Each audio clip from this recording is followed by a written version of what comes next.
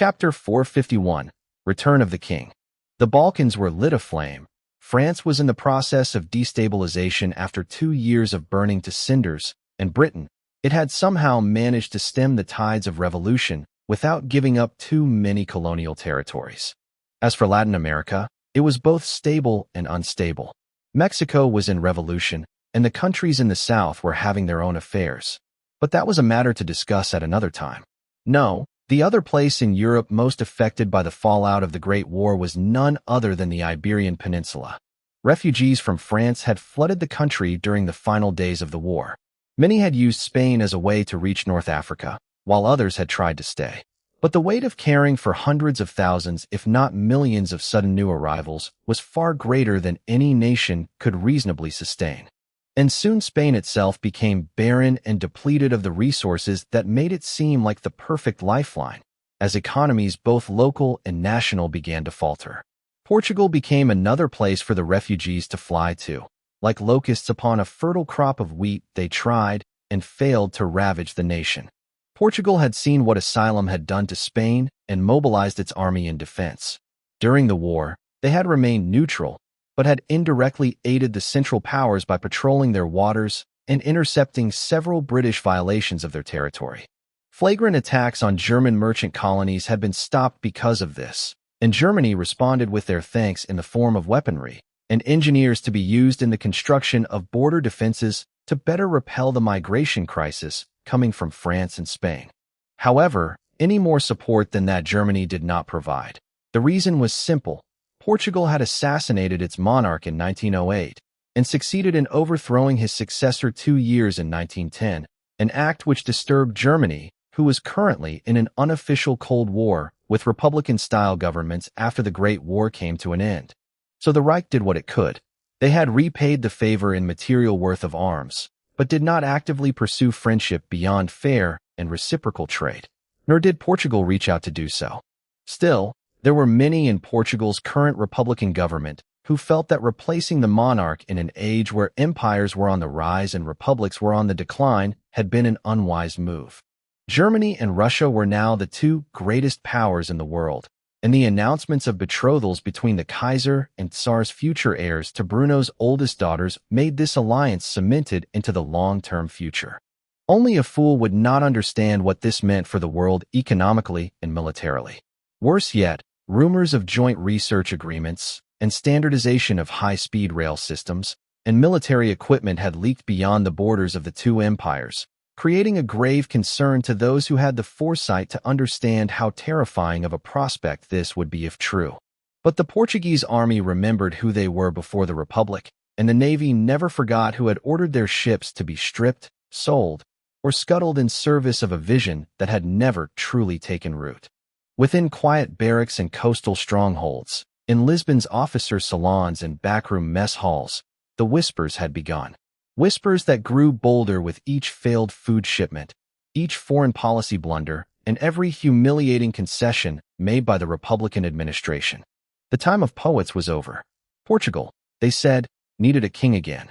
And so, beneath the crumbling arches of an old fort overlooking the Tagus, a group of men gathered under false orders of a routine coastal defense inspection.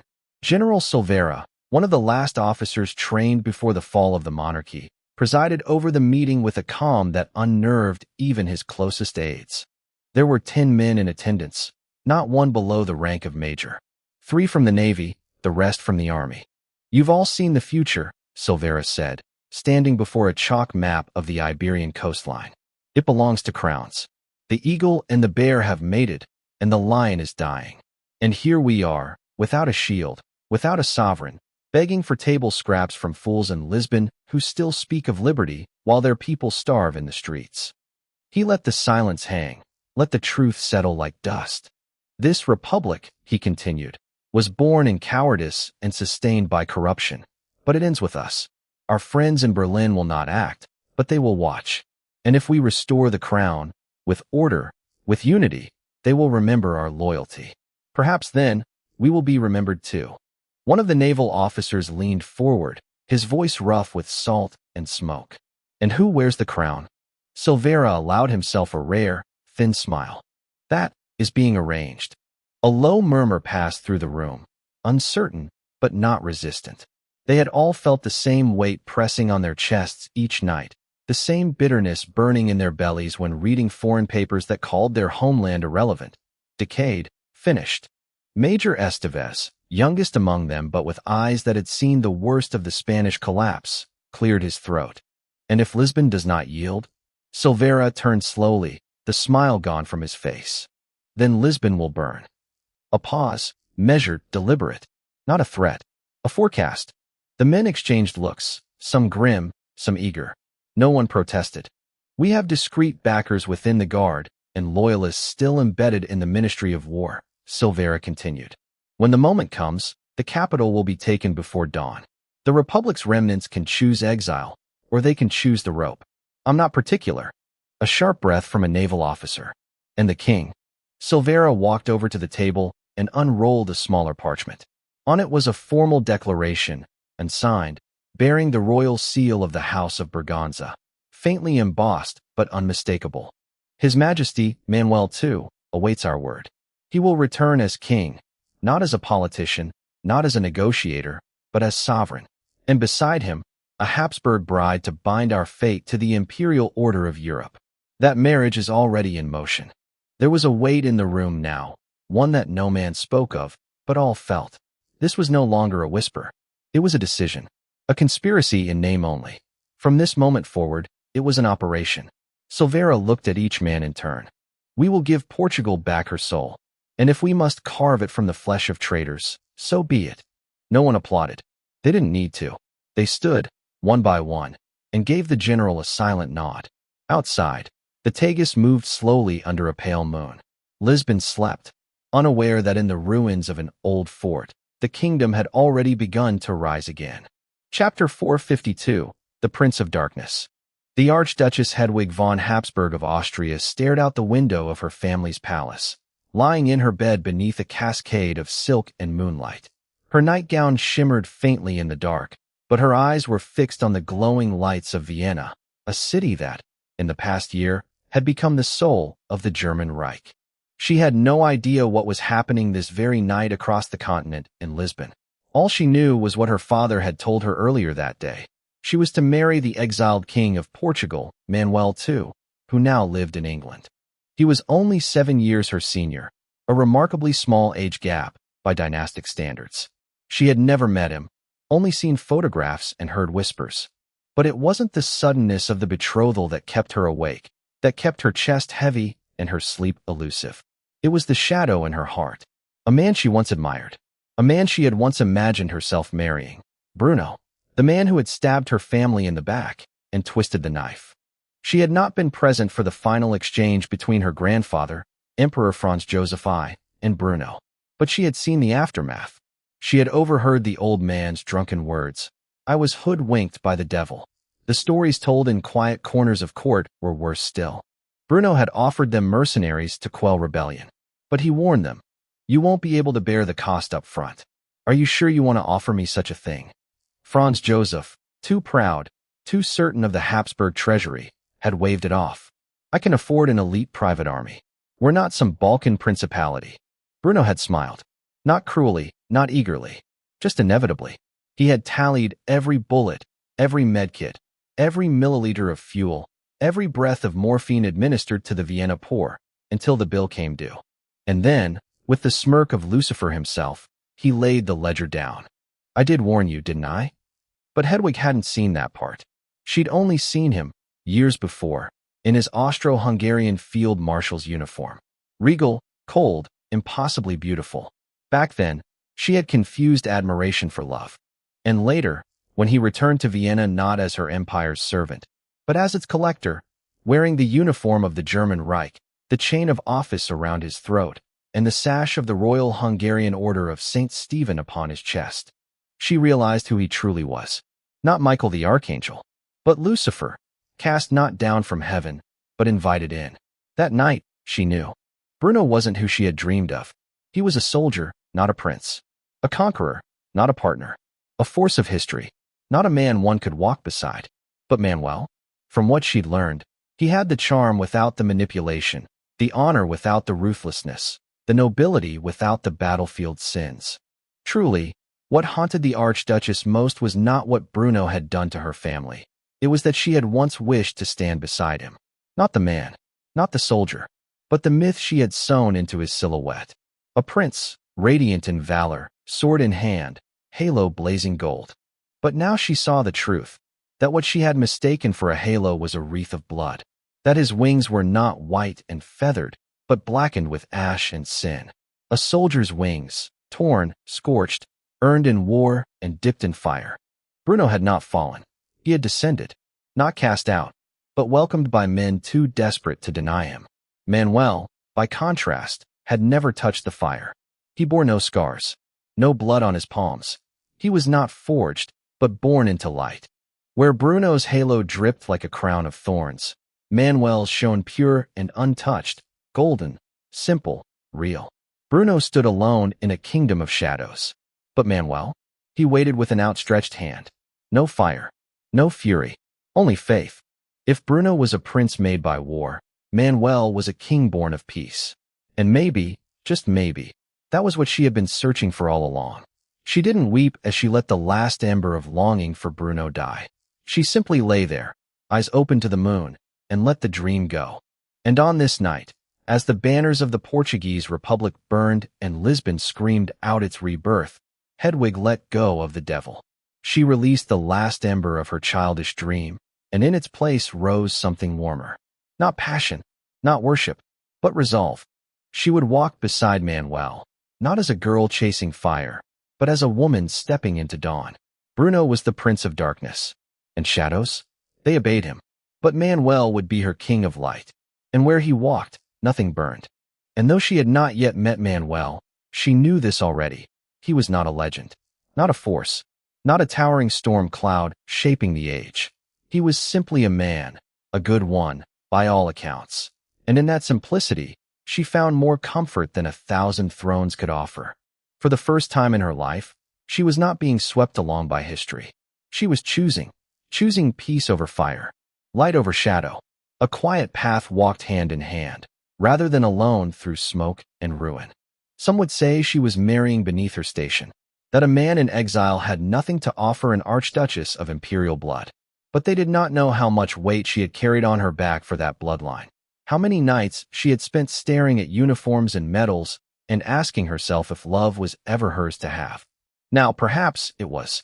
She closed her eyes as the moonlight softened, letting her last thought drift with it. Let the devil keep his kingdom. I have no more to give him. I will build something of my own, and it will not be made of ash. Chapter 453, Banter and Bloodlines. Bruno sat in his office the day after the old flags of Portugal flew over Lisbon once more. A newspaper rested in his hands, and his eldest daughter sat across from him. She was practically an adult at this point, though how you define such a thing was complicated. Physically, she was fully grown. Mentally, her brain had more or less completed its development, save perhaps the prefrontal cortex. Or maybe it had. There was no way to know for sure without a scan of the area, and that technology didn't exist yet. It was commonly misquoted that the prefrontal cortex didn't fully develop until the age of 25, but that was an average. In many cases, things like drug or alcohol abuse could delay its maturation. And in the case of the hyper-gifted, it could develop far earlier. Legally, she wouldn't be considered an adult in full until the age of 21. Such were the laws of the German Reich. But even so, that didn't bar her from engaging in many of the activities typically associated with adulthood in Bruno's past life. Next year, she would be marrying the Prince of Prussia, the grandson of the Kaiser, and a man destined to inherit the throne once both his grandfather and father had passed or relinquished their claims. But Eva wasn't thinking about Wilhelm right now. Her eyes were locked on her father, questioning, calculating. The girl wasn't a fool. Quite the opposite. She had inherited Bruno's brilliant mind and his passion for geopolitics. She understood exactly what Portugal's coup meant. The return of its monarch to a throne long left vacant by corrupt politicians elected through popularity contests and false promises. And, of course, the equally detestable bureaucrats who, in every republic, robbed the nation blind and sold its soul for the slightest chance to line their pockets, if no loaded gun was pressed to their backs. Portugal was entering the fold. The military had sided with the exiled king, Manuel II, who had inherited the throne from his father after the man was assassinated in 1908. He had reigned for a mere 2 years before being overthrown by Republican rebels and forced to flee the country of his birth. Manuel had now been invited back by the military. The Republic was cracking at its foundations built on wet sand. The burden of its neighbors, and its neighbors' neighbors, was too much for the small coastal country to bear. To those with an older sense of virtue, bringing back the king, at a time when monarchies and empires flourished, was a natural step towards securing ties with Germany that would never have formed under a Republican banner. Eva knew all of this. She wore a smug smirk on her face as she watched her father sip his coffee and read the paper in silence. He was too quiet, and in the end, she grew impatient. Groaning, she demanded an answer from the man she knew was purposely triggering her. So, what do you think? This changes everything, doesn't it? We now have coastal access to the Atlantic. Father, this is great news. Unbeknownst to Eva, Bruno was exhausted. He needed more time than usual to wake up. His voice was low as he took another sip of coffee and casually glanced at the sports section. When he finally spoke, it came as a lecture, low, calm, and pointed. You know, baby girl, while intelligence is an admirable trait, patience is considered one of the 7 heavenly virtues. You would be wise to temper that eagerness of yours while you're still young. Because if you get to be my age and haven't learned that lesson, life will bring you to your knees. He didn't say another word. He flipped his paper again and continued reading, leaving Eva in silence far longer than expected. Too long. Bruno looked up and saw her sitting there, patiently watching him with that same smug grin still tugging at her lips. She had not only processed his words, but taken them to heart so quickly, so thoroughly, that it almost felt like she had been testing him the entire time.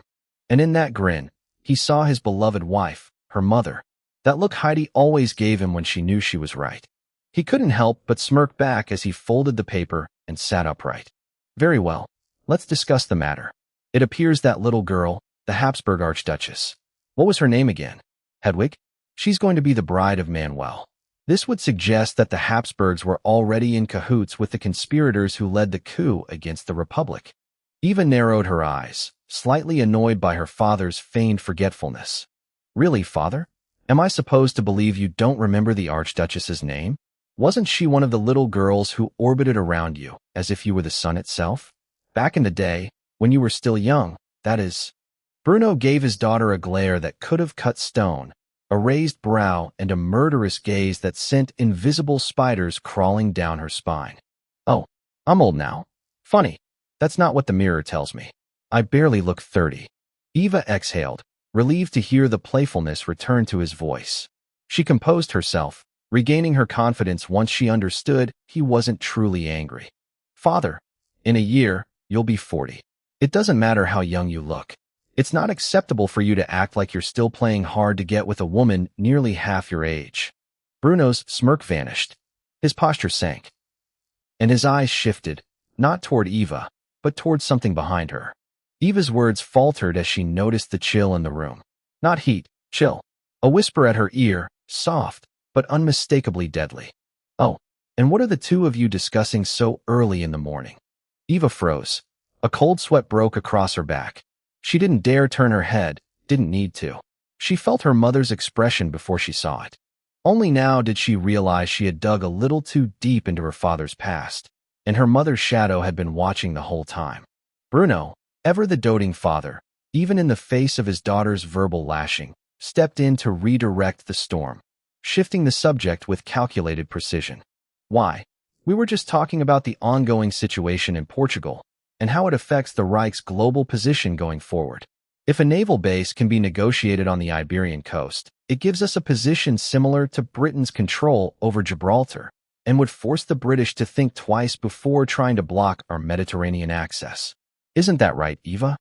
Eva could not possibly agree quicker. She nodded rapidly, casting her father a glance that said, "Thanks for saving me again," before offering her mother the sweetest half-truth she could summon. That's right. We were discussing how one of those pitiful little girls who used to orbit around father is finally marrying the King of Portugal. Isn't that great, mother? Heidi, fully aware of the truth from the start, let the temperature in the room thaw. Her cold aura faded, replaced by the loving mother and wife that she truly was. Clearly, she had only intervened to spare her husband the indignity of being slandered in jest, even by their own daughter.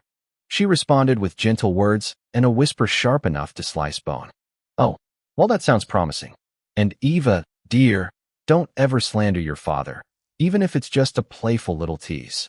I won't tolerate such incendiary falsehoods, even from my own beloved daughter." "Understood." Eva nodded silently as Heidi turned and walked off to fetch some tea, giving both father and daughter time to recover and gather themselves. It was Eva who broke the silence. "I'm sorry. I didn't mean to put you in that spot. I was just having a little fun at your expense." Bruno scoffed, shaking his head. "Eva, you think I care about something like that? I've survived bombs, artillery, bayonets, and machine gun fire. I don't give a damn what others say about me, especially in jest. But you should realize, it wasn't my honor you were insulting. It was your mother's. And I've made princes bleed for less." He leaned forward, letting the lesson settle like ash on the morning air. "I know you were just trying to have some friendly banter with your old man. But think about what those words actually mean, and who they affect when spoken aloud." He leaned back again, his voice softening. "Now, where were we? Portugal, yes, and my thoughts on the matter?" They moved on to a conversation about power versus alliances, and why one should never place faith in the promises of allies when strength can be secured through self-reliance.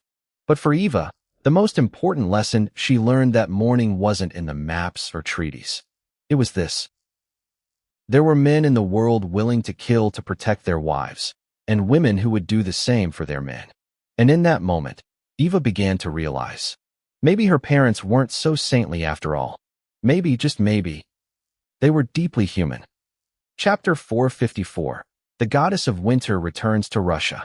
When German troops, engineers, and factory foremen came to Russia 2 years prior under a 2-year contract to bring the nation's industry and production up to spec, nobody expected them to achieve so much in so little time.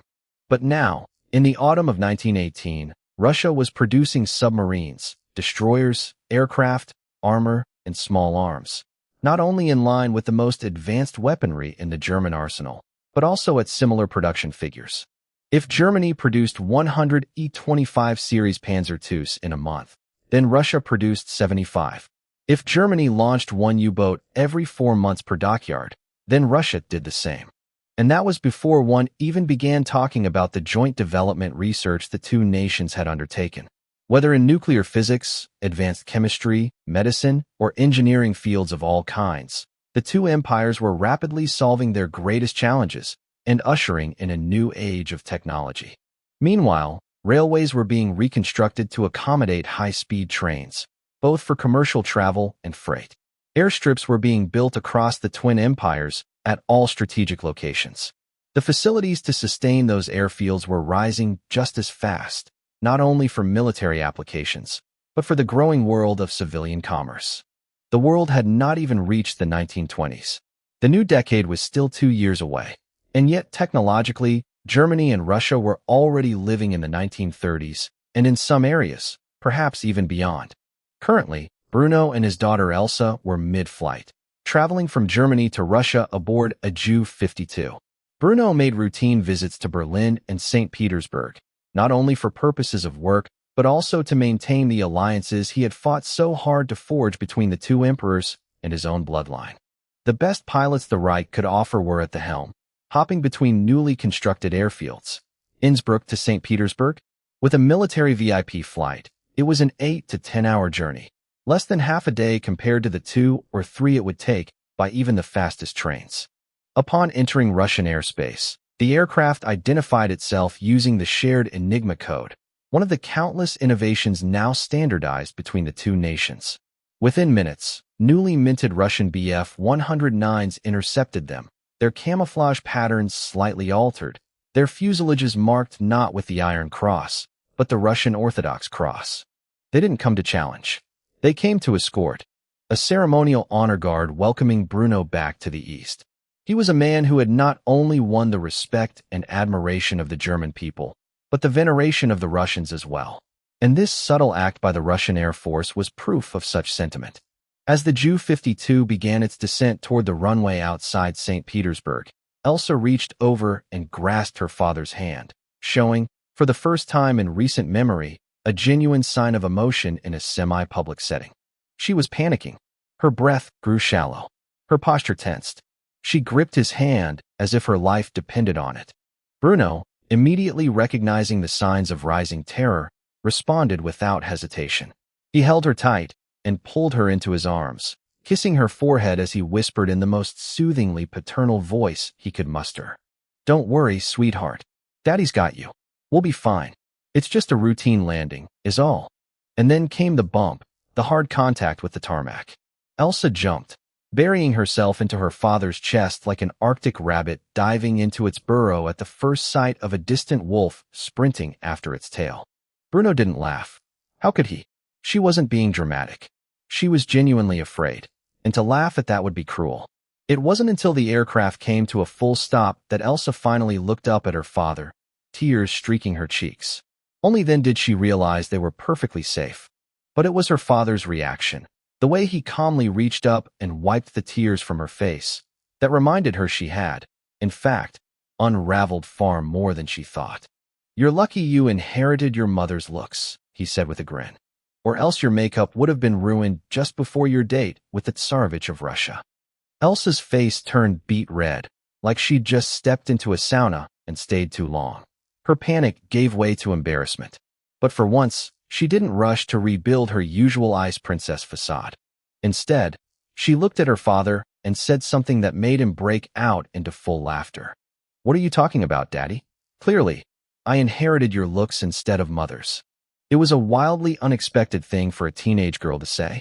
After all, most young women dreaded being compared to their fathers. But Elsa wasn't ashamed. She was proud.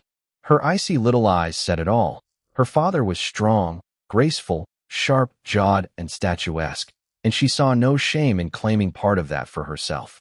Bruno just shook his head and ran a hand through her platinum blonde hair, grinning as he delivered one last quip.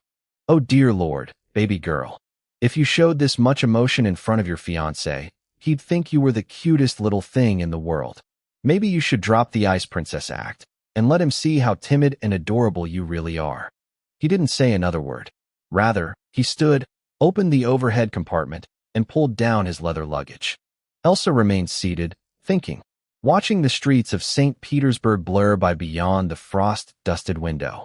The city was already bowing to winter's wrath, snow coating its rooftops, rivers beginning to freeze. But she barely noticed. All she could think about was what her father had said. Maybe he's right.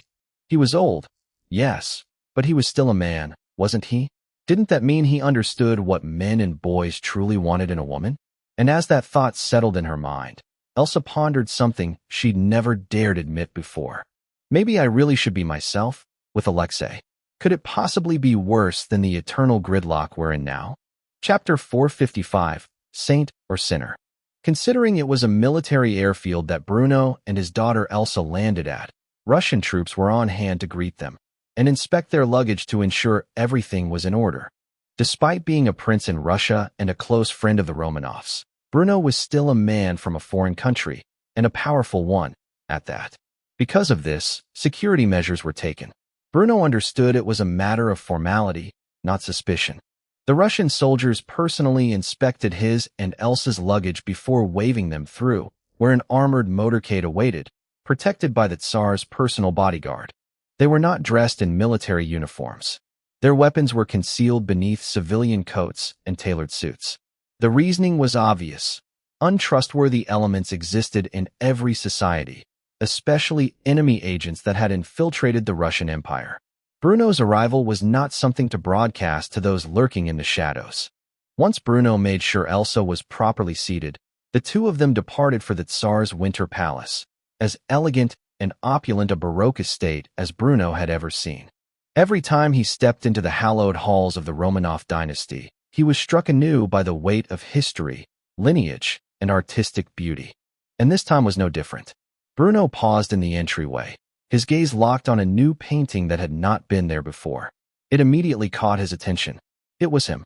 He stood in full ceremonial Russian field marshal uniform, posed saint-like with a Russian Orthodox rosary in one hand, the gesture solemn, prayerful. In the other hand, a Fedorov avtomat, held neatly at the shoulder. A halo hovered above his head. The backdrop was pure, angelic light, suggestive of canonization. Canonization he had not received. Bruno stared for a long while, awestruck. Whoever the artist was, they had captured every intimate measurement of his face and posture, even if everything below the chin was obscured by uniform. Elsa had stopped as well, at first impatiently trying to urge her father forward until she saw what had caught his eye. She froze. In the painting, rendered more realistic than a photograph, Bruno appeared to be no older than 18. It was the physical age that Kronos had frozen him in time at for many years, at least until his 30th came around and the clock began ticking again. And Elsa found herself unable to understand it. What she saw wasn't the loving, doting father she'd known all her life, nor the war-weary veteran who tried to hide his pain whenever he came home. What she saw was a martyr. Head bowed, mouth parted in solemn prayer. A youth no older than her sister Eva, venerated in his prime, sanctified in oil and reverence. Bruno eventually broke the silence, his tone half admiring, half unsettled. I must say, the artist knows my features a little too well. It's a bit uncanny. This is a face I haven't seen in a long time, but it is mine, to a fault. Not a single millimeter is off. Not one line askew from what I once saw in the mirror. Truly, it's exemplary work. What do you think, Elsa? But when Bruno turned around, Elsa didn't respond. She was utterly dumbstruck, so much so, she hadn't noticed the posse of Romanovs standing behind her, smiling quietly at Bruno's awe. It was Olga's voice that finally pulled Elsa back to earth. The girl startled, blushing red with embarrassment. I wish I could say it was my hand that painted it, Olga said. But frankly, my father was the one who commissioned it. He searched far and wide for someone who could fulfill his vision. You could say, it's his way of thanking you. For everything you've done, for us, and for Russia. Bruno turned back to the painting, sighing heavily. He shook his head, not angrily, but with a weight that refused to be flattered. Whether it was genuine humility, or an attempt to shield his daughter from the full scope of what he'd done, no one could say. I'm afraid your father's admiration is misplaced. I only played a small part in putting down the Red Menace. I came to Russia to do my duty, nothing more. A civilized man, waging war against Bolshevik mongrels who would drown this nation, and the world, in blood if given the chance. But Alexei stepped forward, rejecting Bruno's attempts at remaining grounded, and making clear just how crucial his role had been. That's not true at all. When you and your men first landed in St. Petersburg, the situation had spiraled out of control. My family had to flee deep into the east to escape the Bolsheviks. The city was under siege. It was about to fall, until you rallied our defenders, crushed Trotsky, and annihilated his army. You liberated our capital. Then you marched on Volga, cut off the Red Army's lifeblood of steel and lead. You took Tsaritsyn. You broke their industry. You gave the Loyalists a future. Entire generations of men rallied to my father's banners because of you. We owe you far more than we've given, and my father intends to correct that. Elsa had been barely a year old when her father had gone to Russia during the winter of 1904. She remembered none of it, and in her studies, the German record portrayed it as if a small contingent of volunteers had aided the Tsar in a victory that was already unfolding. They never mentioned that it had been her father, leading the vanguard, who had slaughtered the Reds by the hundreds of thousands. As for Bruno and Heidi, they had never talked much about the extent that the man was involved with global affairs, not until their kids were old enough to begin truly understanding, and that was a recent lesson that had yet to fully stick to the girl's mind. But now, hearing Alexei's retelling the tale from the Russian perspective, her expression shifted, a mixture of awe, disbelief, and reverence. For the first time, Alexei saw her without the mask, no ice princess, no rehearsed noble posture. Just Elsa. And in that moment, he fell for her all over again. Bruno, meanwhile, sighed and pinched the bridge of his nose. He looked back at the painting one last time and muttered under his breath. So quietly, only he truly heard it. You brat, did you really need to out me as the devil in front of my own kid? Chapter 456, Too Old for Games. Before Elsa could truly ask her father if his words were true, The Tsar himself found Bruno and the rest of the group still gathered in the hallway, discussing the painting. And upon seeing that the subject of the portrait had finally had a chance to witness it in person, Nicholas, ever the jovial and light-hearted figure, couldn't help but ask if the man had been pleased with the end result.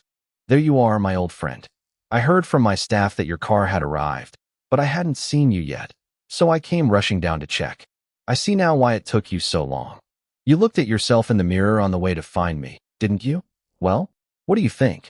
Is it to your liking?" Bruno turned back to the painting one more time, taking its image fully into his mind, not thinking about what it meant to him, but about what it meant to everyone else who gazed upon its glory, especially the future generations of the House of Romanov. After a long and solemn contemplation, Bruno finally smirked and nodded in approval. He voiced the words he knew the Tsar wanted most to hear. "It's brilliant. It captures my regal and handsome features perfectly. Don't you think, Elsa?" Elsa looked at her father as if he had gone from being exceptionally humble to the most egotistical man alive in such a short span of time. She didn't even recognize him anymore. The look of disbelief and disgust on her face did not go unnoticed, especially when she delivered the line that would echo through the halls of the Winter Palace in laughter for years to come. "Who the hell are you, old man? And what did you do with my beloved father?" Bruno tried his best to remain stoic, but the dagger of her words pierced even him, and instead, he burst out laughing. His laughter, in turn, disarmed her defenses, melting away years of social anxiety and the icy veneer she'd worn for so long.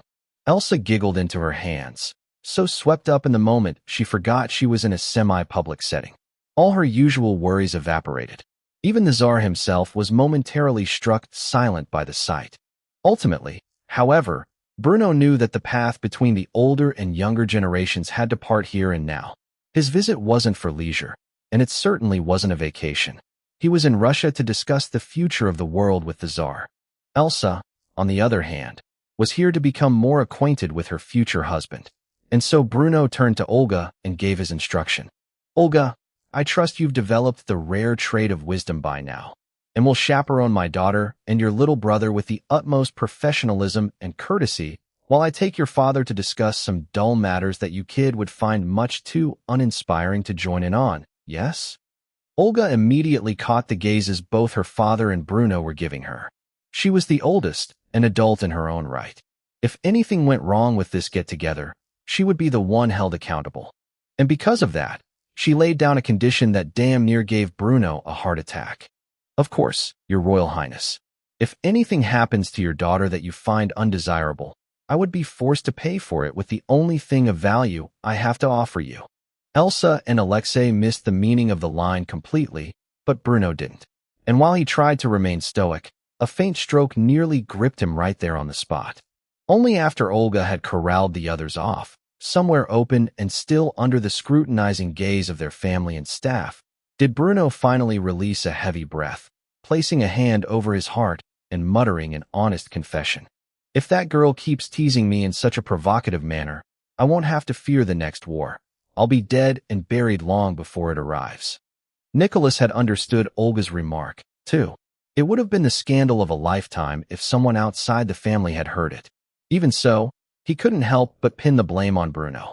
After all, the man had crushed Olga's teenage affections years ago, and now she had turned her bitterness into a game of public torment. The Tsar sighed dramatically and spoke in the same wry spirit. "She clearly still fancies you. Are you absolutely certain you don't want a mistress? You could house her in Moscow. My family has an estate or two collecting dust there.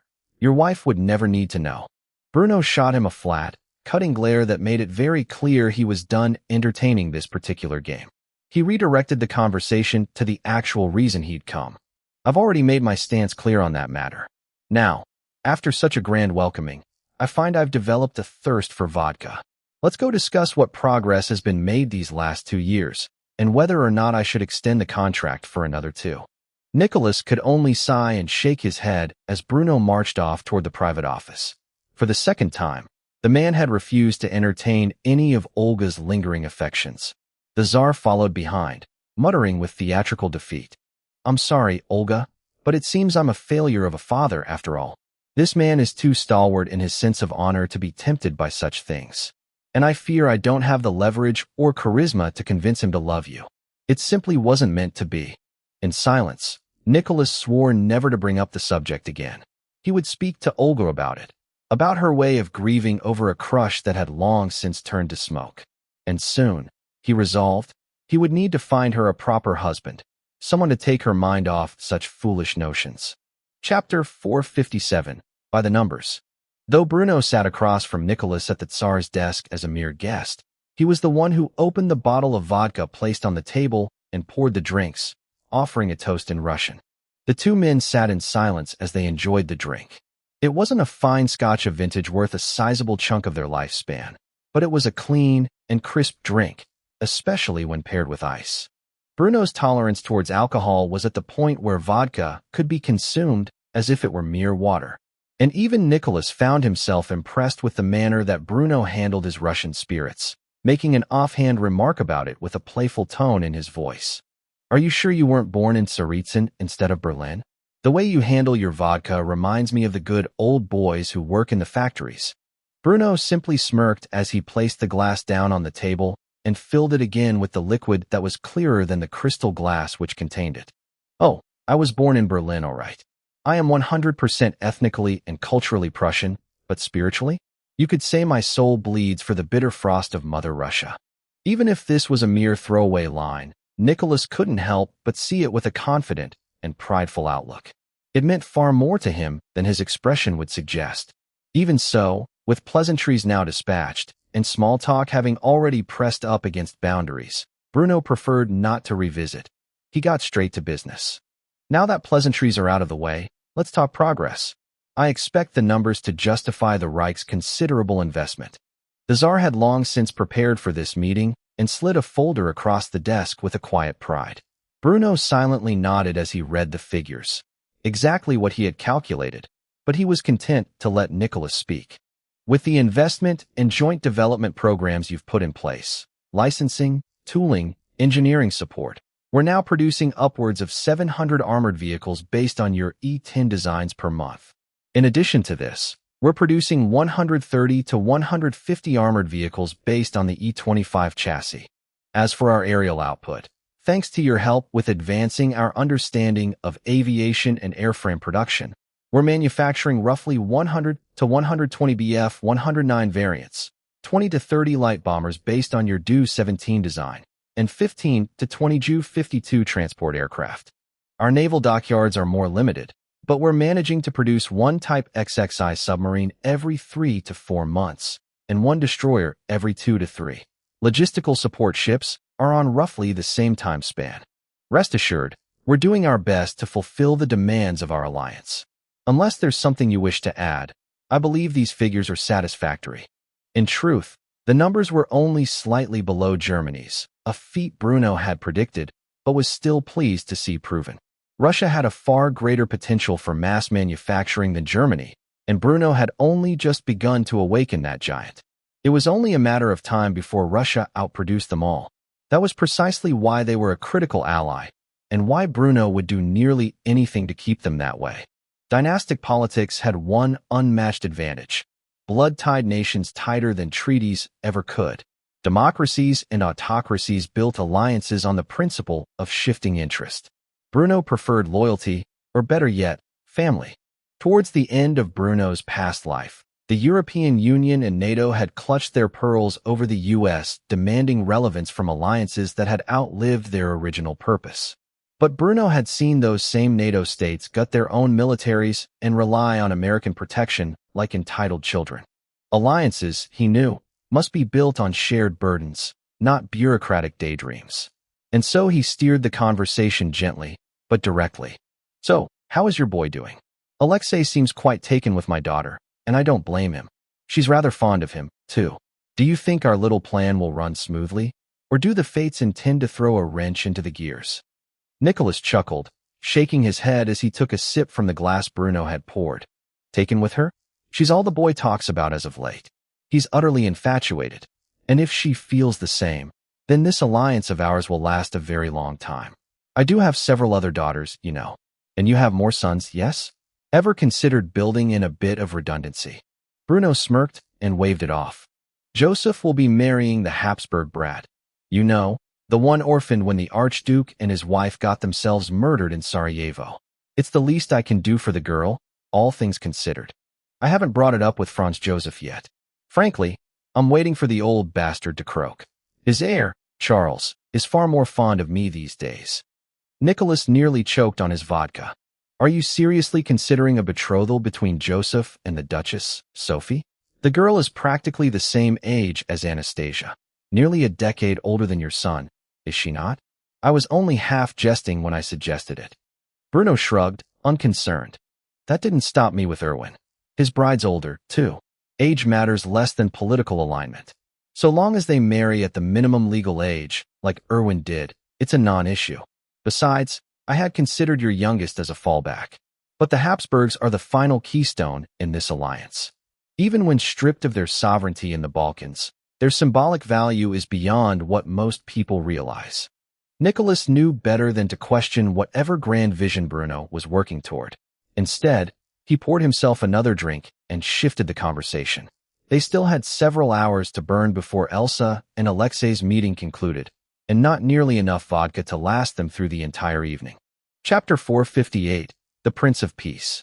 While Bruno was engaging in grand strategy and diplomacy on a global stage, his son and heir Erwin were left at home.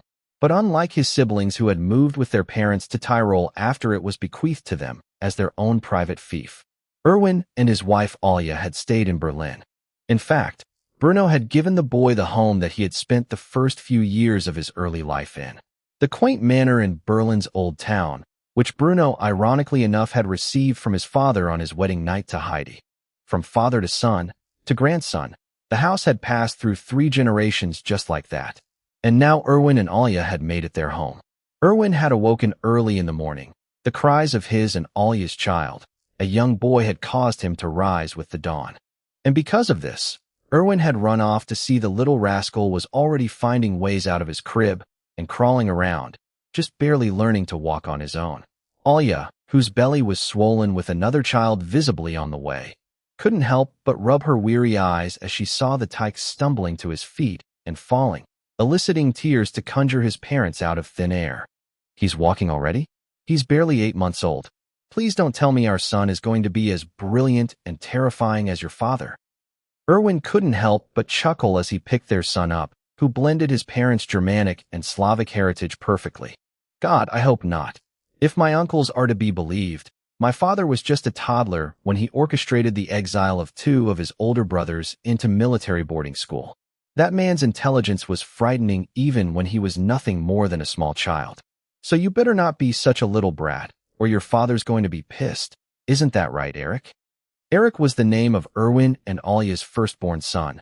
The child was named after his godfather, as Eric, while a tragic figure, had been a godfather to both Bruno's children and Heinrich's adopted daughter.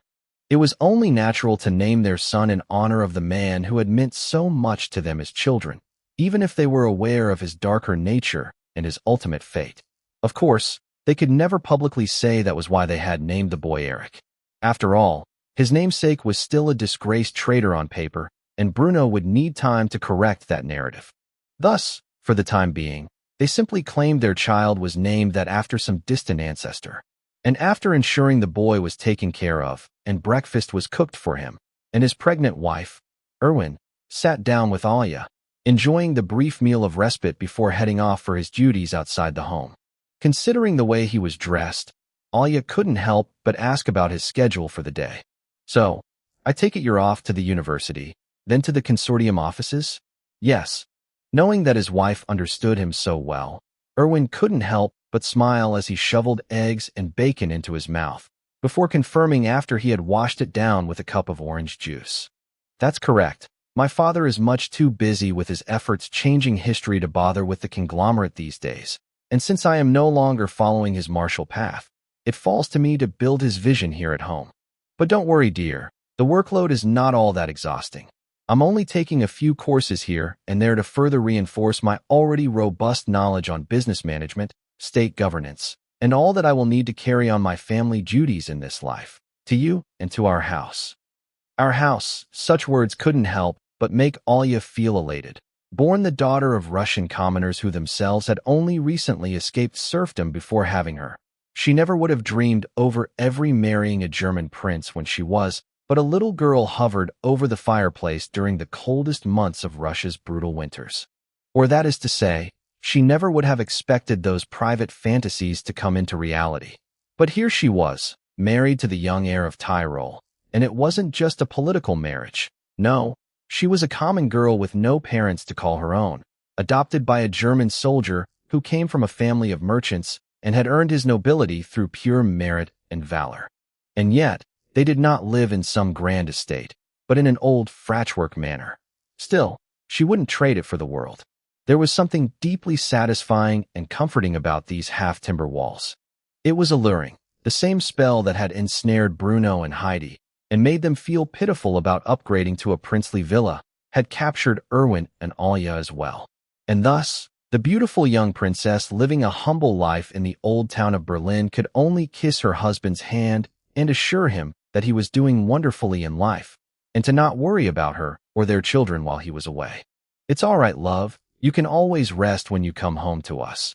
And if you do ever get sick and tired of carrying the weight of your father's industries on your shoulders, I'm sure the old devil will be more than happy to give you a few weeks of rest. Alya no longer called Bruno the old devil as a term of fear, intimidation, and silent judgment, but rather endearment. Whatever anger she had towards him had long since faded, especially after he had released Erwin from following the same tragic fate.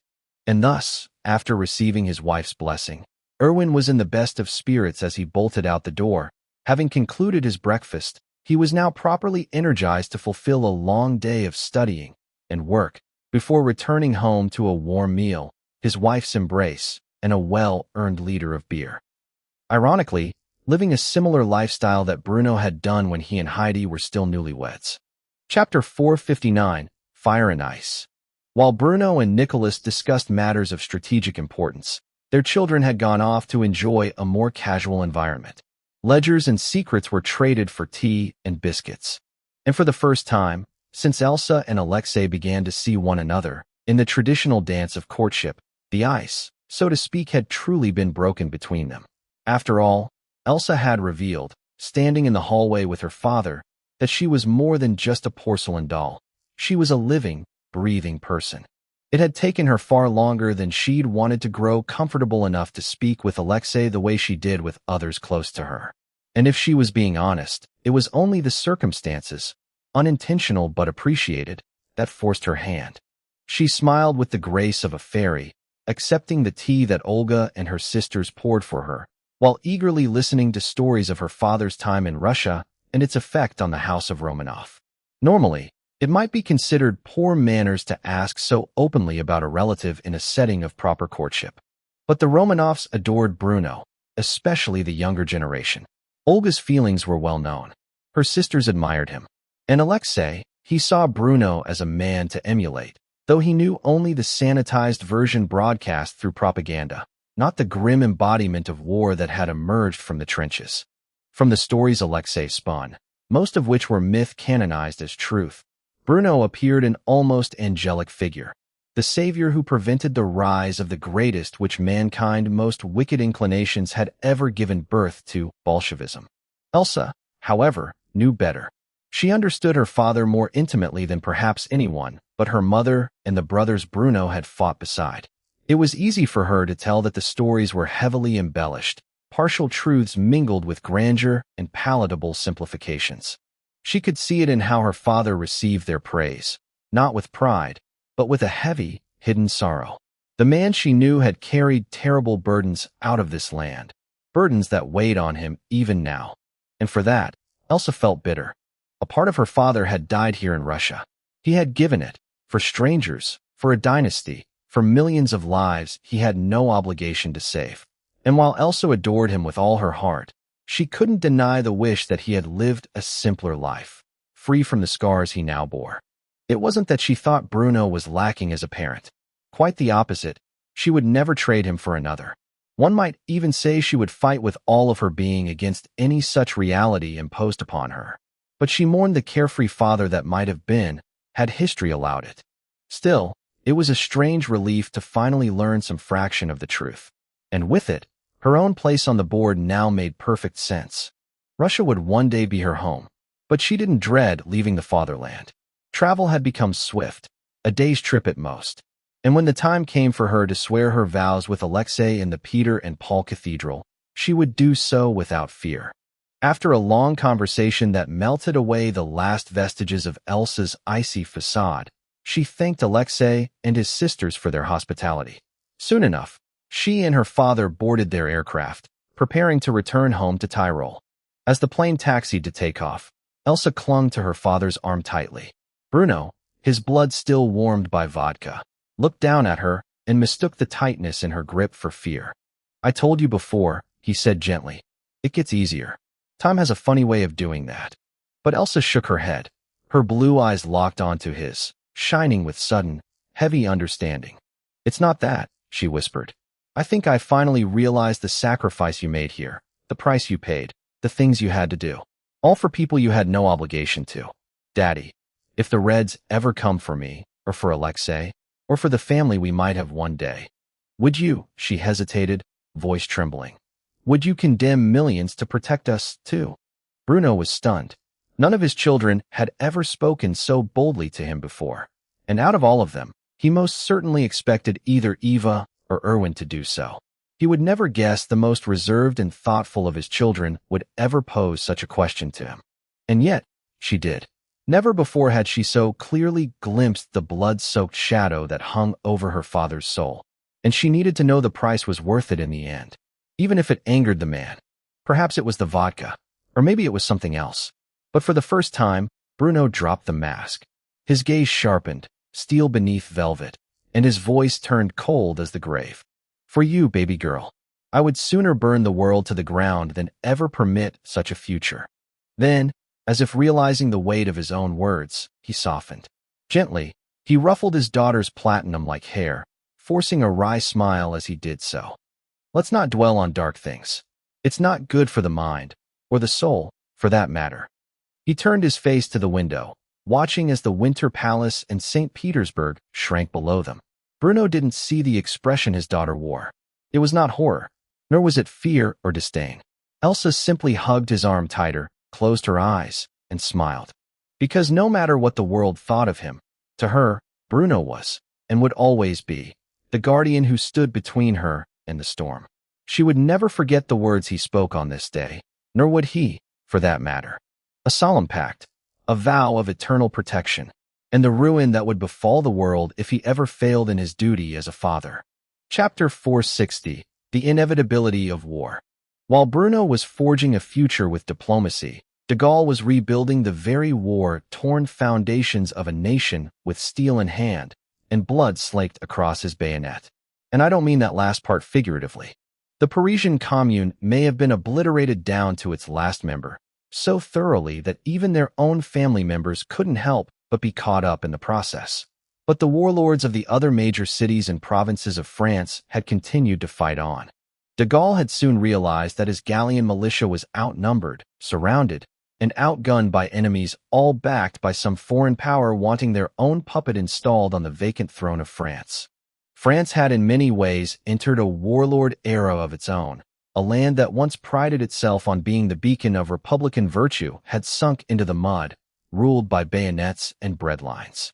One where a handful of powerful leaders gained control over administrative regions and the means of production, acting as petty dictators, doing what they could to restore order to the lands their troops occupied, but having no desire to work together in a way that functionally unified the country.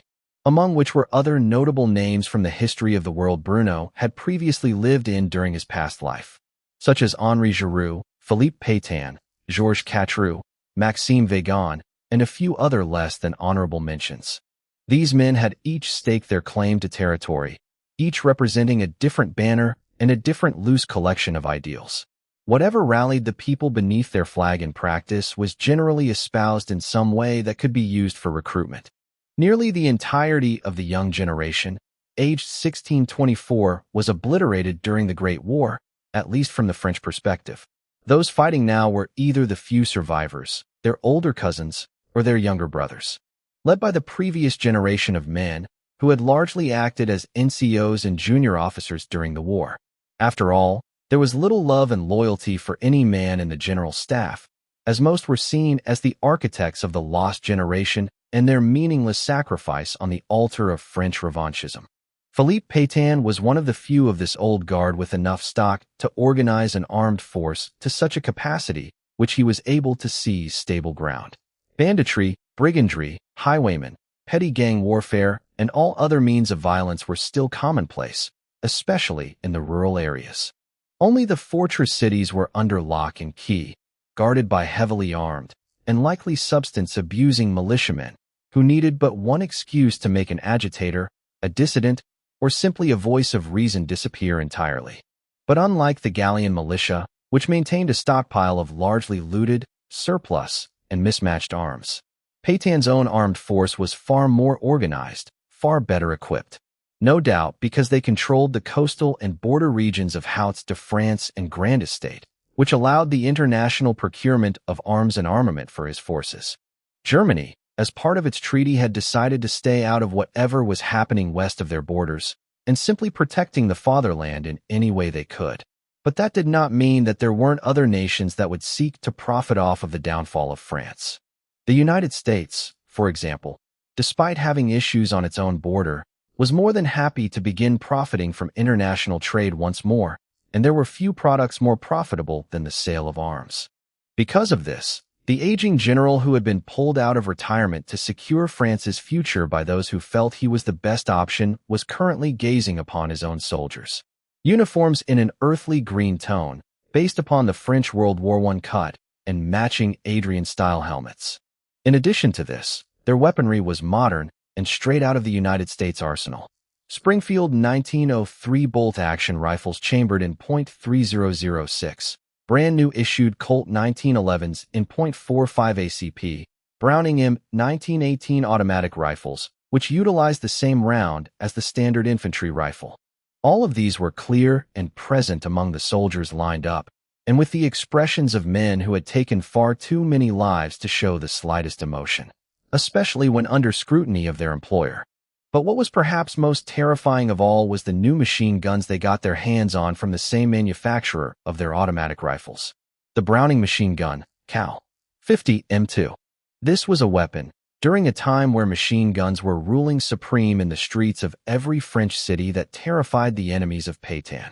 Fortifications previously thought invulnerable to standard machine gun fire could be rendered completely to debris in the span of seconds by the overwhelming firepower and rate in which this invention launched it. Sure, mobile warfare was out of their reach at this moment, but when supported by artillery, these were the men who Pétain was willing to bet his life on winning the upcoming war. After all, in an era of warlords who had fought for 2 years with iron and blood for control of what little they had gained, there was no option other than war to unify the already fragmented nation of France. With all of this in mind, Pétain gazed upon his army and chuckled before shaking his head, daring to challenge the grit of a man who had proven time and time again to endure whatever hell life threw at him and his men. I dare that bastard de Gaulle to come challenge me now. With the weapons my men have at their disposal, and the supply lines flowing endlessly, it will only be a matter of time before I am the next king of France. The time for constitutions and demagoguery masquerading as enlightenment has come to an end. The time of kings and emperors is on the rise, and I won't have France fall behind the rest of the world, least of all those barbarians in the East. With that said, France was about to enter the second, and far more brutal, portion of its ongoing civil war. Chapter 461. Evolving beyond the competition. Bruno did not have much time to rest after coming home from Russia. Instead, he found himself back in Berlin after the weekend was over. Why was this the case? Because there were many recent developments over the course of the last 2 to 3 years that had been occurring subtly in the background from his weapons engineers, and he needed to witness their more finalized designs firsthand. Insights brought from joint research projects with the Russian Empire and its best minds had helped bring perspectives that Germany had not thought of by themselves and incorporate such designs into their overall national arms development directive. And currently Bruno was standing in the hallowed halls of his family's arms corporation, who he himself had some shares in. They were used as the in-house producer of Germany's small arms and artillery, and the next generation was no exceptions. Bruno had introduced things like semi-automatic rifles, submachine guns, and general-purpose machine guns decades before they would become the norm otherwise. And these weapons had helped Germany win the Great War. But even now, 2 to 3 years into a peaceful era, where Germany was at the center of the world's attention and envy, preparations for future conflicts were being made. And the small arms development was no exception. By now, the finalized designs of the world's first true assault rifle had come to life. Initially based upon the Sturmgewehr 44, as was introduced in Bruno's past life during the end of the Second World War, these weapons had undergone further refinement in this life and were given many needed improvements. In addition to this, the rifle was made in several variations, including a K model which utilized an underfolding MP40 style stock and a short barrel with an integrated gas block/iron sight combination, which was intended for vehicle crews and airborne forces. There was also a squad automatic variant inspired by the RPK from Bruno's past life, as well as the basic infantry rifle, which was improved in other small ways. As a result, Bruno inspected these rifles, which had already seen extensive testing in the bush of Africa and across other austere battlefields by werewolf units, who provided their feedback to the development team, ensuring that the most reliable, functional, and optimized variation of the rifle came into existence in this timeline. As for submachine guns, they had already become obsolete due to the extremely compact variants of the Sturmgewehr, and thus would soon be decommissioned from service altogether. Instead, the other major innovation standing on the table was a new general-purpose machine gun, which Bruno instantly recognized as this world's variation of the MG42. The weapon itself was damn near perfect during his previous life, except for some minor mechanical issues regarding the overall design of the bolt, which were included in the later MG3 variation that continued to dominate battlefields even in the 21st century. These were naturally included on the weapon's platform in this life. But after introducing the MG34 over a decade ago, Bruno knew sooner or later someone would refine the weapon into what he was seeing now, and thus he was not surprised by its existence. Instead, the two weapons that truly astounded him were designs he had no actual involvement with, but were manufactured nonetheless in what were clearly functional prototypes nearing the end of their development. The first of these two weapons was a new heavy machine gun, the German counter to the M2 Browning, something that was sorely overlooked by the Wehrmacht in Bruno's past life, had now been corrected, and it did so in a platform that was eerily similar to the Madsen Setter heavy machine gun, caliber 12.7 mm, .50 BMG. There were some visual distinctions, though. Firstly, the weapon was clearly chambered in 13.2 x 92 SR ammunition, and far more rugged and slab-sided, almost as if the best components of the MG42 had been seamlessly integrated into its overall design, both internally and externally. Unlike the American M2 Browning, which still bore the hallmarks of First World War-era engineering, long, intricate machining processes, heavy reciprocating internals, and a clumsy barrel change mechanism, Germany's answer had been purpose-built from the start for ease of mass production and sustained battlefield abuse. The receiver was composed of thickly stamped and reinforced steel plates, eliminating the need for extensive precision milling. The barrel itself, heavy and fluted for air cooling, was fitted with a massive conical brake to tame recoil. A cleverly positioned quick-change latch, inspired by the MG42's battlefield refinements, allowed a trained gunner to swap overheated barrels entirely from behind the weapon, without needing to dismount it from its tripod or pintle mount. A simple, brutal innovation that cut downtime to mere seconds even under fire. Internally, the gun preserved the short recoil, roller locking system pioneered by Germany's earlier machine guns, but scaled appropriately to handle the monstrous pressures of the 13.2 mm cartridge. No delicate roller-delayed blowback mechanism here. This was a true mechanical lock-up, optimized for longevity, battlefield grime, and raw stopping power. Feeding was accomplished through robust, disintegrating metal link belts in 50 or 100-round configurations depending on mounting. The weapon could be deployed either from a heavy tripod for static defense or pintle mounts adapted for tanks, half-tracks, and naval vessels, just as Bruno had long suspected a modern military would require, had the proper foresight been shown. In short, the German engineers had not simply copied the M2. They had out-evolved it. Despite never having laid eyes on it before today, Bruno handled the mechanism with the reverent familiarity of a man who had shared a long and forbidden affair with it. A sinister smirk flirted across his usually stoic face as he made a comment on the smoothness of the action and the crisp trigger pull that follows. She's beautiful. Truly, a finely tuned and perfect weapon that will continue to see service for the next 100 years or more if properly maintained. You guys have truly outdone yourselves this time. Bruno almost did not want to let go of the new heavy machine gun that had yet to be given an official designation, and he was just about to refuse any further demonstration until something caught his gaze from a nearby range test. He damn near received whiplash from how quickly he turned his head after hearing a simple phrase and a loud explosion. Backblast clear. Fire in the hole. Chapter 462. Thesis, Antithesis, Synthesis. Bruno's attention was immediately caught by the ongoing testing of a weapon that had completely stolen his focus away from everything else that was being displayed to him by both his engineers and those that had come to Berlin from Russia to give their insights.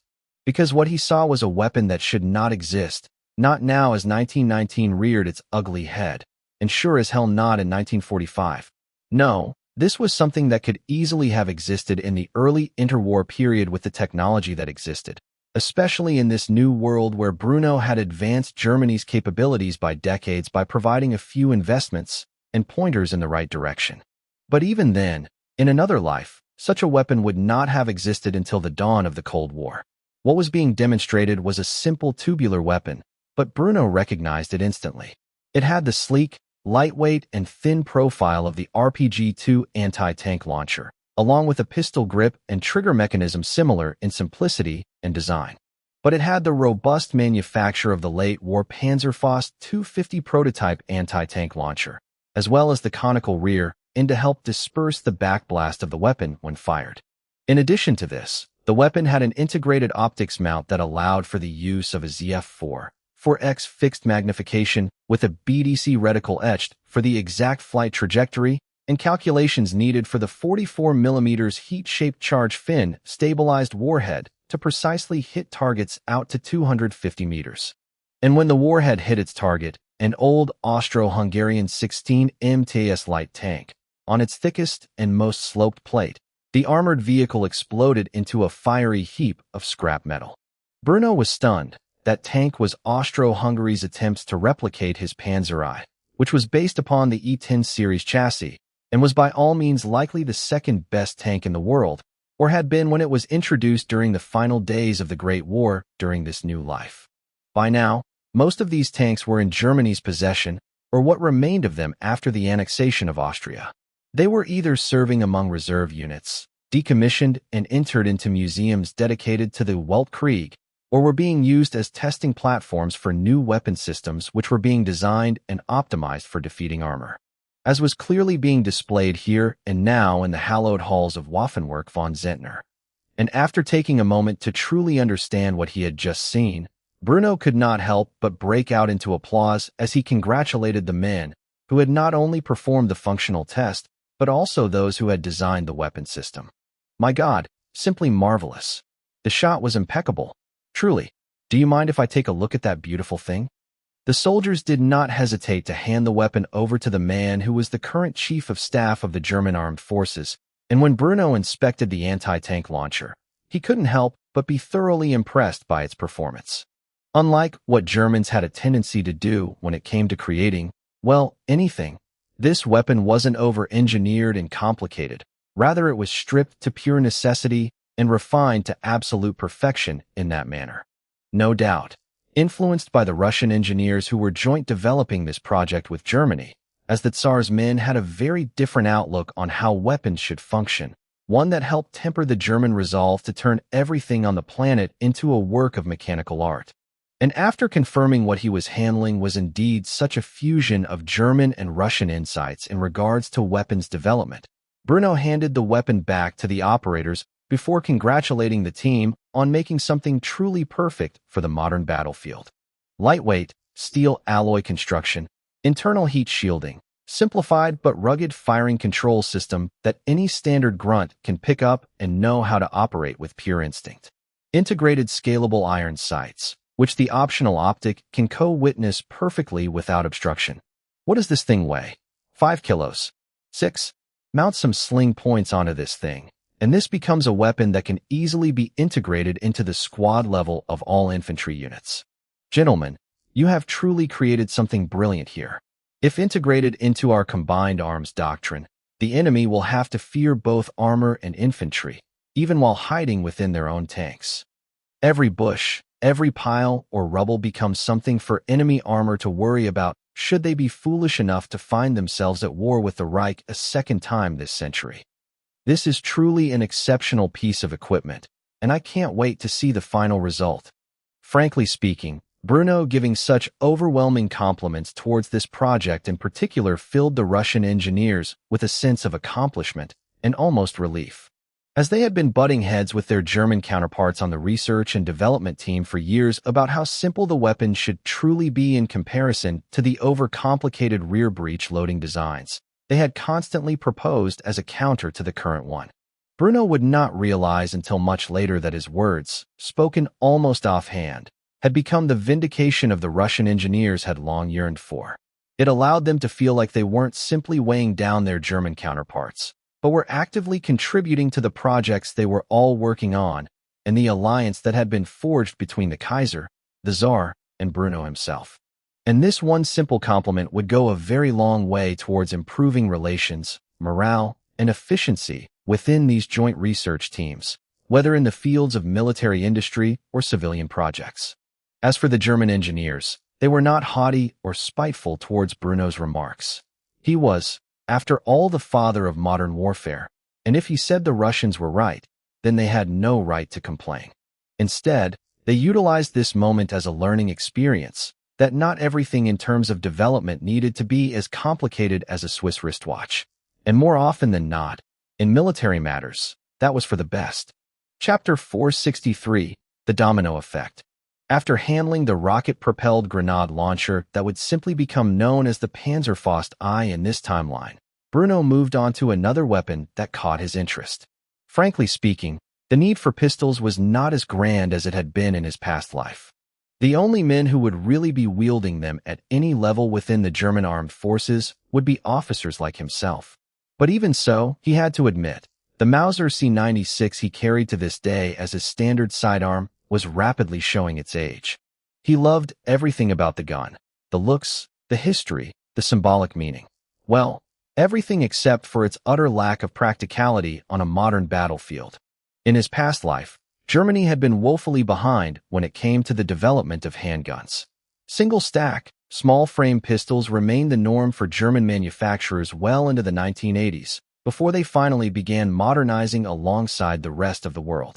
It was perhaps the one area where Germany had never been forward-thinking. But the prototype sitting before him was something different, and yet so familiar with the small flaws that had always plagued German handguns. Still, compared to the absolute 19th century relic Bruno still carried, or the alternative, the expensive and horrifically fragile Luger, this weapon was already on the right track. Bruno picked up the handgun and immediately noticed the designer behind it, a man by the name of Charles Petter. Charles was Swiss by birth, and after serving in the army of his host nation, had moved to Germany to develop weapons for Krupp, based in Essen. However, in Bruno's past life, the man had instead joined the French Foreign Legion during the Great War and gone on to gain French citizenship, where he would develop the Pistolet Automatique Modèle 1935A for the French army. Luckily for Bruno, he had known exactly who this man was and the sheer potential he carried, and as a result ensured through some subtle maneuvering behind the scenes that Charles came to work for him before he could ever run off to fight for the French. As a result, the brilliant mind had long since become a lead engineering expert within Waffenwerk von Zehntner GmbH. Because of this, Charles had produced the Pistolet Automatique Modèle 1935 much earlier than in Bruno's past life. It was a design that would go on to inspire the Swiss SIG P210, which itself had a brief double-stack prototype that, unfortunately, due to budget constraints and politics, never saw full adoption. When Bruno handled the weapon, he couldn't help but smile. It was, in many ways, revolutionary for the era, a perfected improvement of John Moses Browning's 1911 breech block, featuring a far more modern concept of an enclosed, integrated hammer and fire control assembly. Bruno looked at the man whose genius had helped birth this masterpiece and could not help but comment on it with a twinkle of pride in his eyes. "This is a wonderful weapon. I would very much like to take this and use it instead of this museum piece on my hip. But there are some ideas I have, if you are open to listening." By now, Charles knew Bruno's reputation, his prophetic insights into warfare and military technology, and was quick to offer his full attention. "Please, speak, Your Royal Highness. If you have any ideas on how this can be improved, I am all ears." Bruno pointed out a few key flaws, small adjustments that, if changed, could make this handgun damn near perfect for the next 100 years of hard military and law enforcement usage. Honestly, drop the steel frame. Make it an aluminum alloy that will lighten the weight significantly. As for the trigger group, you and your team have done a marvelous job already, but there could be improvements made. How about you adjust it in a way that makes it truly modular, so that the fire control unit can be instantly swapped between frames, barrels, and slides, whether they need to be replaced or mission parameters demand something different. Also, you should make the controls fully ambidextrous. You have to understand, in the field, the hands can get wounded to the point where you might need to use the weapon with your opposite side. It happens more frequently than you might expect. So make the controls mirrored, properly textured, non-snagging, and impossible to accidentally release under stress. You would also be wise to increase the magazine capacity. A double-stack magazine might add a slight bit of thickness and overall weight, but with proper design and the use of an aluminum alloy frame, these deficits can be mitigated while vastly increasing firepower. Oh, and one last thing. Lose the wooden grips and instead put on some checkered bakelite instead. Using timber on mere handle scales is such a dreadful waste of our beautiful forests, wouldn't you agree? The moment these words left Bruno's mouth, every man in the room who had been remotely involved with the small arms program at Waffenwerk von Zehntner GmbH damn near dropped their jaws in disbelief. Bruno had just casually outlined concepts that could be universally applied across every future weapon platform in development. And even beyond the pistol, his words would ignite a revolution. The current prototype of the Sturmgewehr, which was currently undergoing field testing within the Werewolf Group, would now undergo a complete and total overhaul. Inspired by Bruno's call for steel-reinforced bakelite components. Inspired by the call for modularity, ambidexterity, and practical future-proofing. Inspired by understanding not just how to build a weapon, but how to arm an empire. The new vision took shape almost immediately. In 33 Hong Kong dollars tapered profile cold hammer, forged chrome-lined barrel, fitted with an integrated front sight post and adjustable gas block, streamlined for reliability and durability, completed with the addition of a birdcage-style flash hider to control muzzle signature. Then there was the removal of the original STG-44 trigger housing, replaced with a simpler, ambidextrous bakelite and steel-reinforced lower receiver, featuring a drop in modular fire control group along with a G3 style paddle magazine release. Rugged, intuitive, reliable in a way that completed the picture. Because of this total overhaul of the grip module, the magazine was able to be completely redesigned in a modern double system, one that was manufactured from bakelite composite materials and steel reinforced, allowing for a more compact 30-round magazine that didn't interfere with the earth while firing from the prone position. The final product included the retention of the battle-tested STG-44 operating system, simple, reliable, immortal, but was blended with forward-thinking and modern design gained that would make the rifle capable of being competitive even on 21st-century battlefields. Overall, it was a vast improvement over even the legendary Sturmgewehr 44 of Bruno's past life, yet still recognizable as its heir. And the best part? Bruno didn't even need to dictate these changes. He had said enough by simply outlining the future of a handgun. The engineers, inspired, determined, hungry, would now run with it on their own. They had glimpsed the future, and now they would build it. Chapter 464, Prophet, Angel, or Time Traveler. Since coming home from the war, Many men who became legends in battle were now forced to reintegrate into society or continue serving in the armed forces. It was a tough decision for many, and how they fared depended greatly on the individual. But some men had quietly vanished after achieving such distinction that they would be remembered forever.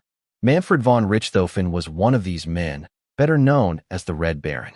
He had been awarded nearly every medal a man could earn in the German army, save for the Grand Cross of the Iron Cross, which was usually reserved for men like Bruno, whose feats won entire campaign-level victories. In Bruno's past life, the man had been shot down over France. By who or what exactly remained disputed. Most experts believe the idea that an Allied ace had downed him was little more than propaganda. Instead, it was largely agreed upon by historians, doctors, and ballistic scientists that the legendary Red Baron had been felled from the skies by a nameless anti-aircraft gunner firing from below. However, in this life, not only had the Red Baron lived to tell the tale of his heroism, he had increased his already staggering kill count by 2 to 3 times over, even adding armored vehicle kills to his legacy. But where was the legendary Red Baron now? Retired, living quietly back in his hometown of Kleinburg, Prussia. He had silently married and blended into the background, one of many heroes now living a life of peace, earned by the victory they had all fought so hard for. Even so, he could not help but gaze upon the changing of time, especially as Russians and Germans alike worked together to reinforce and modernize the infrastructure of their two empires. The rail system was being expanded in ways that cut through lands near his home, and whenever he went out for a drive on his motorcycle, Manfred could see the work nearing completion. Germany and Russia, now enjoying an economic boom from their post-war cooperation, were investing heavily into projects, railways, industry, power grids, airfields. Something big was happening behind the scenes. Few had the eyes to see it, but Manfred did. And as he drove past a railway construction site again on this day, he noticed the workers talking about things he probably wasn't meant to overhear. One of the construction workers, clearly a grizzled war veteran by his rough and vulgar tone, was berating a younger worker about the specifications. "No, you moron. What the hell is this? This is too thin at the base and not tapered enough to properly serve the demands of the Kaiser. Look here at this fucking sheet of paper. You can read, can't you? What does that say?" The younger man, clearly a local just starting his life of manual labor, quickly read the sheet aloud. Category I rails are newly built tracks specially constructed for high speeds, allowing a maximum running speed of at least 250 kilometers per hour, 155 miles per hour. The older man's glare said enough. Manfred couldn't hear the rest as his motorcycle zipped past, but it was yet another sign. The empire was changing. Something big was moving behind the scenes. He just didn't know the full extent of it yet. But Bruno did. And as Bruno sat in the Kaiser's office, outlining the latest series of developments occurring first in Tyrol and soon across the entire Reich, the future was already taking shape. Displayed before them was a mock-up, a miniature replica of the city of tomorrow. Tesla's resonance towers, transference pylons, and backup energy in the form of modular nuclear reactors. Bruno had, of course, not neglected nuclear physics, engineering, or its potential as a robust backup to Tesla's more brilliant, but inherently fragile, energy theories. When it came to long-term national investments, nuclear power was a linchpin for the Reich's future stability and survival. Naturally, he had gone out of his way to secure the best talents in these fields, like he had so many others, and in doing so, give them the tools they needed to truly prosper. After all, his approach in life was often more hands-off towards future development than hands-on. A little guidance here, and a lot of money there. But the end result was better than himself trying to micromanage every small detail. Not that such a thing would be remotely feasible for a man to do on such a grand scale. Nuclear energy in particular was a major focus of his, because Bruno understood that Tesla's towers, as visionary as they were, would not be viable for space exploration or reliable during the violent crises of war. And so, alongside Tesla's gifts, there were massive projects for high-speed rails, reinforced power grids, future-proof air travel hubs. From Bruno's perspective, even with nearly 2 decades of investment, this was only the first or second stage of a much longer plan. Tyrol would likely become the first city of light, emerging from the coal and diesel industrial world sometime in the late 1930s. From there, it would spread across Germany, across the empire's future acquisitions, even across Russia itself. The bones of the future were being built here and now. The Kaiser sat back, gazing at the intricate diorama, and for once, even Wilhelm II seemed speechless. Finally, he broke the silence with a chuckle. Honestly, had you told me 5 years ago that there would one day be a world without the suffocating smog of industry, yet still maintaining, if not surpassing, its power to produce, I would have called you either a liar or a madman. But from what you've shown me, I dare say this little model of yours may very well be the future of the world. I just hope I live long enough to see it. Bruno scoffed quietly, amused. He didn't dare mention the far more destructive aspects of nuclear physics he was also investing in. Not today. With the best physicists of Germany and Russia working together, Bruno preferred to speak of the dreams, not the nightmares. Well, Bruno replied casually, considering the medical advancements I've invested into have already extended Franz Joseph's lifespan by a few years, and you're not exactly in the shadow of death as he is. I'd say you'll live more than long enough to see it, Your Majesty. In fact, it's already starting. You just have to look closely enough. Wilhelm pondered this for a long moment, then laughed, shaking his head in disbelief. And finally, he said what was truly on his mind. Sometimes I wonder whether you're a prophet or an angel of the Lord himself. Because after all you've done, it seems far too unrealistic for any one man to achieve in so little time. Bruno didn't deny it. In fact, he leaned into it. With a sly smirk, he answered, You know, there's a third option you're overlooking. Wilhelm raised an eyebrow, intrigued. Bruno shrugged, laughing lightly. I could be a man from the future, cast back in time. The Kaiser broke into roaring laughter at the absurdity of it, and Bruno laughed along with him. Because to the men of that era, there was no idea more fanciful, more ridiculous, more impossible than the truth. Chapter 465, The Devil's Contract. Coups seldom solved a nation's problems.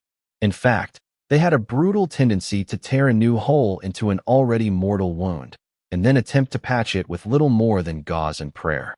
Most people didn't realize just how hard it was to scrub liters of blood out of carpet, rugs, and tapestries, especially if one hoped to preserve the heritage they stained. And for Manuel, who had returned to the country of his birth, the palace he was meant to rule in, this was a sobering reminder of the price which was paid for him to be sitting where he currently was. He noticed, once again, the stubborn bloodstain near the leg of the throne, darker now. Maybe it had seeped deeper into the stone. An aftermath of violence he wished could have been avoided, and hadn't even known about until the gilded weight of divine rule was placed upon his brow.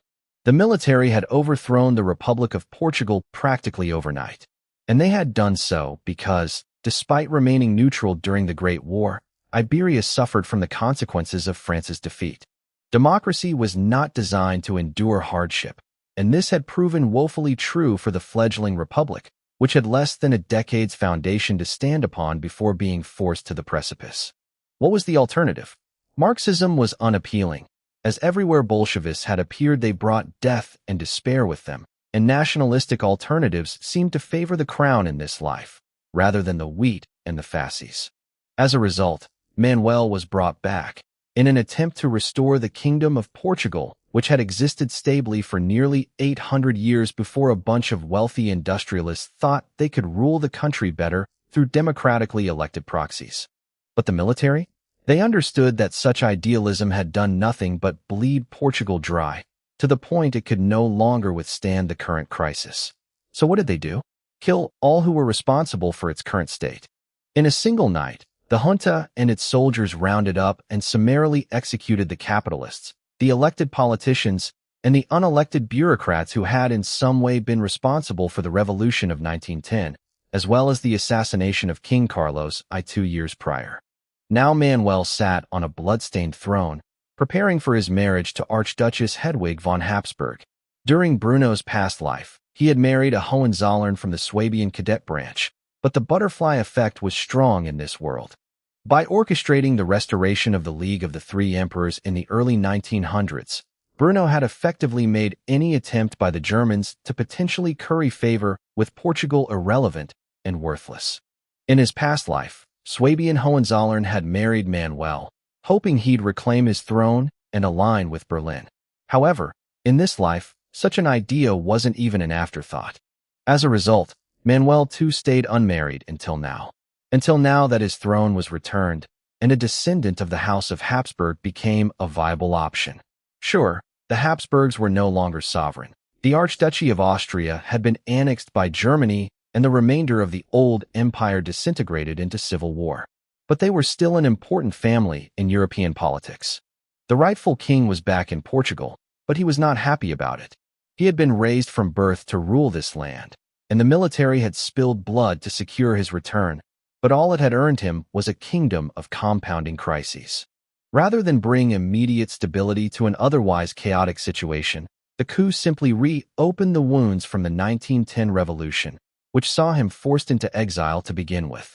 Lisbon now lay under the iron hand of the Portuguese army, but that didn't mean that those elements still loyal to the deposed republic had been completely and thoroughly purged.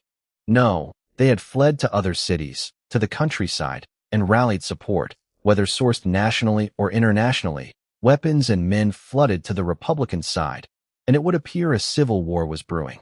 This marriage to the Habsburgs was more critical than ever, because Manuel understood that his wife was at least on some friendly terms with the man who the Germans heralded as their living god of war. If his aid could be summoned, any violence might be quelled before it even began, by the sheer mention of what would happen if the Butcher of Belgrade entered Lisbon with an army of volunteers. But, considering the security status in Lisbon and Portugal as a whole, Manuel felt the marriage could not possibly take place in his homeland, an almost insulting premise to the people of Portugal, and one that would thoroughly undermine his sovereignty and legitimacy if he dared to do so. Even then, the fractured Portuguese army lacked the means to truly secure the city and the perimeter around the cathedral to properly have a peaceful wedding ceremony without incident. Manuel was just about to enter a crisis of his own mental state, when thankfully an envoy within the military junta, who was temporarily acting as the government with him as its official head, approached him with a letter in hand. "Sir, this letter has arrived in the mail for you. I think it would be prudent if you read it immediately, considering the seal on it." The soldier did not say anything more while he handed off the letter before retreating, almost as if the letter itself was possessed by the devil. And when Manuel turned it over and gazed upon the wax that sealed it shut, he damn well had a heart attack. Because the sigil was from House von Zehntner Tyrol, a gules lion rampant regardant wearing a gilded crown, and whose front paw was stepping on a sable skull and crossed bones. All on an argent background, there was only one coat of arms so unique in this world, and he knew exactly who it belonged to. As a result, the Portuguese king's hands trembled greatly as he opened the letter and saw the words written to him. It was the proposal of a contract, one that might solve his problems, but at a terrible price. Manuel read it once, then twice, then put his face in his hands. For nearly a decade he had waited to return home and reclaim his crown, and now that he had it, his only means to secure it was to sign a contract with the devil. Chapter 466, Regional Alliances. The world had begun to change in many ways, some subtle, some not so much. Germany and Russia weren't merely recovering from the Great War. They were stepping into a new economic and industrial golden age. But the rest of the world hadn't been so fortunate. The wartime losses of the two imperial powers had been significantly milder than most, and the post-war fallout had been mitigated by Bruno's long-laid plans, engineered years in advance. With heavy family ties to dominant political coalitions, partial or full control over major industrial sectors and lands, and ownership of a private bank, one quietly consolidated through a series of background purges, Bruno effectively controlled Germany's money supply. The nation was now poised to expand its prosperity. Under Bruno's direction, the Reich's economic model began slowly shifting toward the greatest success story of his past life, Singapore. Key reforms from that model, now adapted to Germany's imperial character, included partial or full government ownership in industries critical to public welfare, low taxes to stimulate private innovation, a federal investment fund, directing tax revenues into national ventures rather than draining them into bureaucracy. Tightly managed social safety nets, generous to those in need, ruthless to abusers. And most critically, robust anti-corruption statutes, enforced with sweeping authority. These reforms had begun under the veil of emergency wartime measures in 1914, later justified through national security rhetoric aimed at rooting out Marxist insurgents. By 1919, they had become normalized, a quiet revolution in German governance, fueled by pragmatism and executed with precision. Russia followed in step, influenced not just by results, but by the Tsar's personal trust in Bruno's strategic vision. The Eastern Bloc of the Central Powers had become a vanguard of modern statecraft. But not all of the Central Powers were so blessed. Austria-Hungary, for instance, had famously collapsed within a year of victory. Fragile to begin with, the dual monarchy disintegrated under the weight of economic recession, a surge in drug addiction among demobilized soldiers, widespread mental health crises, and unchecked nationalism among ethnic minorities, all compounded by the controversial annexation of Serbia. Austria was salvaged and folded into the German Empire, but the Balkans were left in chaos. Nations like Greece and Bulgaria immediately shored up their borders and formed regional pacts, wary of the ideological and literal fires spreading from the west. Greece, in particular, emerged stronger than ever. Having joined the Central Powers out of sheer opportunism, the Greeks had entered the war only after Belgrade was gassed into extinction, a tactical, if cynical, move that was rewarded with vast territorial gains. Bulgaria, by contrast, had hoped to side with Germany and Austria-Hungary, but was already locked in a territorial dispute with Greece due to lingering tension from the Balkan Wars. This forced them into the camp of the Allied powers, a strategic blunder that led to their swift defeat. Bruno's treatment of Bulgaria, however, was remarkably fair. Despite territorial concessions to Greece, Bulgaria was spared punitive devastation. Revanchist sentiments were quickly extinguished when it became clear that Greece's new territorial footprint was not just for glory, but for the strategic containment of chaos beyond the Bosporus. Bulgaria, too, benefited from that shield. Now, 5 years later, in the resplendent city of Constantinople, reborn as the capital of the Kingdom of Greece, two kings met in the Hagia Sophia's shadow. The bad blood between them from just a few years ago had faded into something almost humorous in retrospect. The world had moved on. Empires had crumbled. And now, King Constantine I of Greece and Tsar Ferdinand I of Bulgaria sat across from one another over tea, both wearing the look of men weathered by history. Ferdinand, always the dramatist, raised his cup and smirked, a hint of humor flashing in his eyes as he took a sip from the gilded goblet in his hand. I must say, Constantine, when you invited me to this ancient city, I thought for sure you were going to follow in the footsteps of Emperor Basil II. But I see I was mistaken, unless, of course, poison is your weapon of choice. In which case, I drink happily to my death.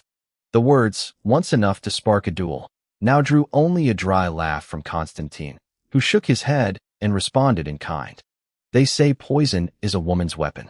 If that is the case, then it is a bit unsuited towards my uses, no? Frankly, I've always preferred steel and gunpowder, like the sort we're using right now to hold back chaos on our western borders. You heard about the latest incident in Belgrade, yes? They both knew better than to say too much. Belgrade had been resettled quickly after the war, and while it now flew the flag of a new king, the stability was tenuous. But that wasn't why they were here. Both men fell into silence. They had come to discuss the real threat now gathering at their doorstep. Ferdinand set down his cup and got to the point. I should tell you, I've been in talks with the King of Romania. He's not thrilled with Hungary's claims over Transylvania. The way Bruno settled the matter has left a bad taste in his mouth, and despite the treaty they both signed, border tensions grow worse by the day. Of course, so long as Bruno still draws breath, Hungary will not move without a nod from Berlin. And to be clear, I wish no harm upon him. He treated us fairly, even as his enemies. But perhaps it's time we begin to think about our own future. The Central Powers are gone. Russia and Germany move forward without us. The Allies lie in ruins. That means it falls to us, Constantine, neighbors, kings. We must think economically, militarily, strategically. The question is, do we align with Hungary or Romania? There was a long pause.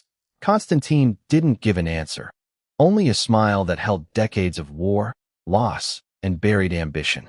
Now that is the question of a lifetime. Chapter 467. Welcome to the jungle.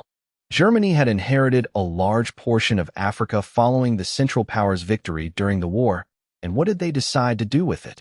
Immediately announce an era of transition from colonial rule to local independent governance. How was this possible, and when would it be achieved? Through much effort to leave a semi-functional state in their departure, basic education of how to maintain what was left behind, and how to guide on ruling a semi-modern nation was a good start. As for the second question, the answer to this was somewhere between 5 and 25 years. The period was to be determined, as the Germans tried their best to help the locals, who had never crafted a functional and lasting civilization, fill the gaps in their limited understanding of governance. Creating a nation-state from nothing was hard work and a lot of investment. And it was because of this that the Germans approached this not as some missionary conversion goal, nor some method of retaining control over former borders. Instead, they educated local and powerful tribal figures, who already had the people's ears, and got them together in a way where borders could be redrawn that were agreed upon different tribal identities, religions, and their needs as communities.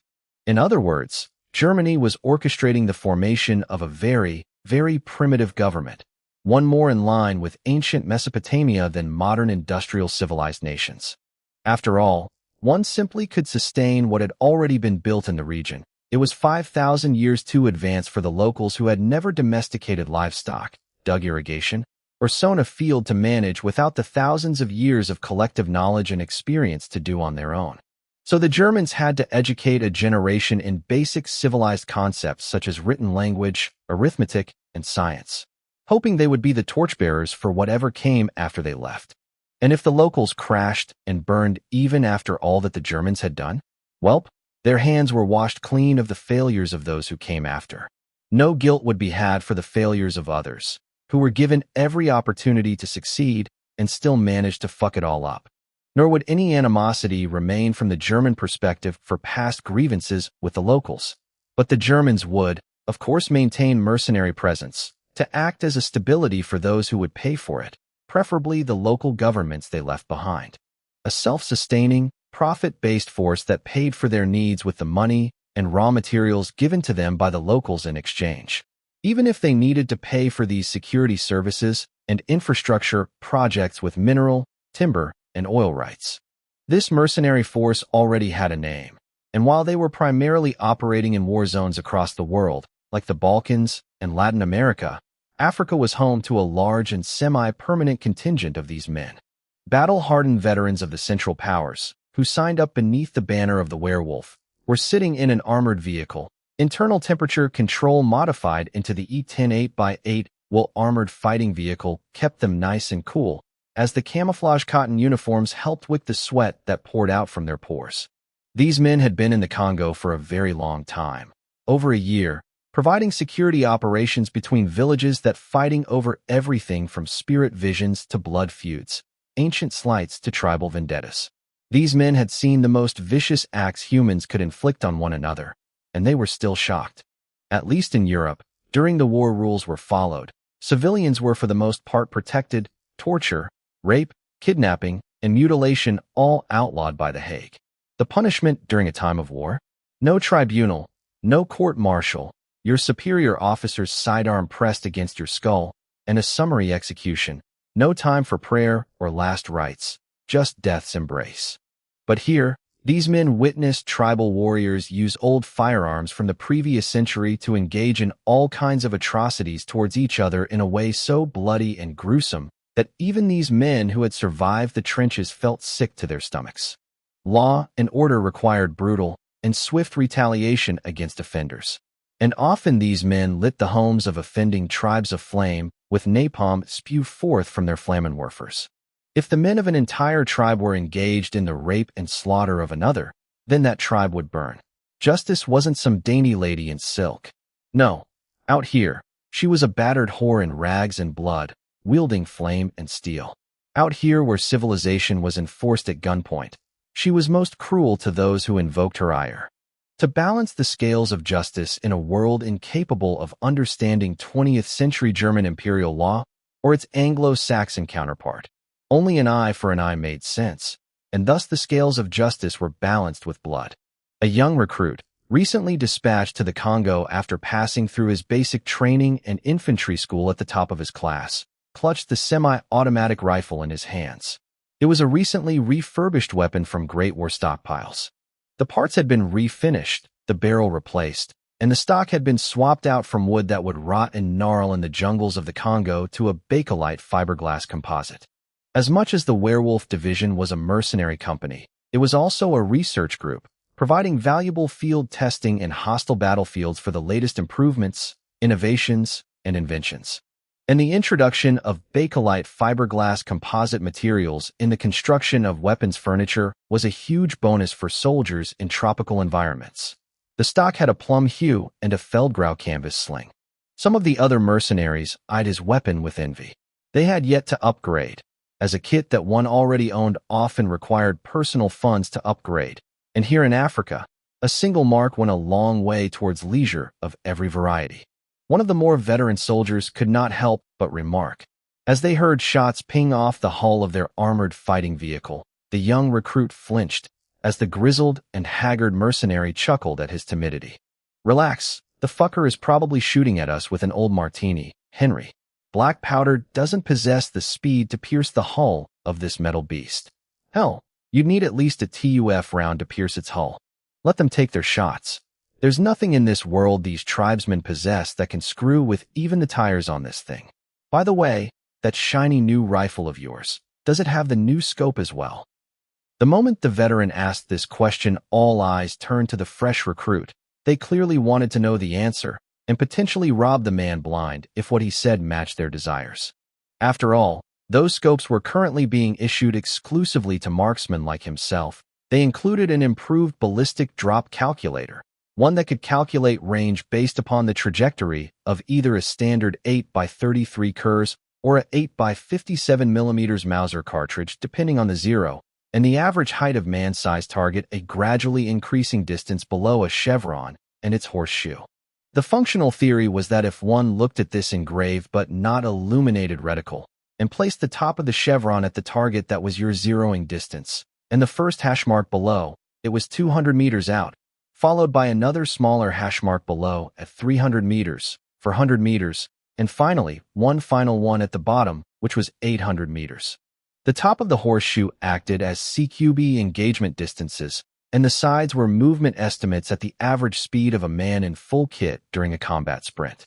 It was a very modern optic that Bruno had given the general ideas to his engineers who specialized in optics, one that he had taken from his last life, stripped of the illumination and batter requirements, but kept the science and mathematics behind the ranging options.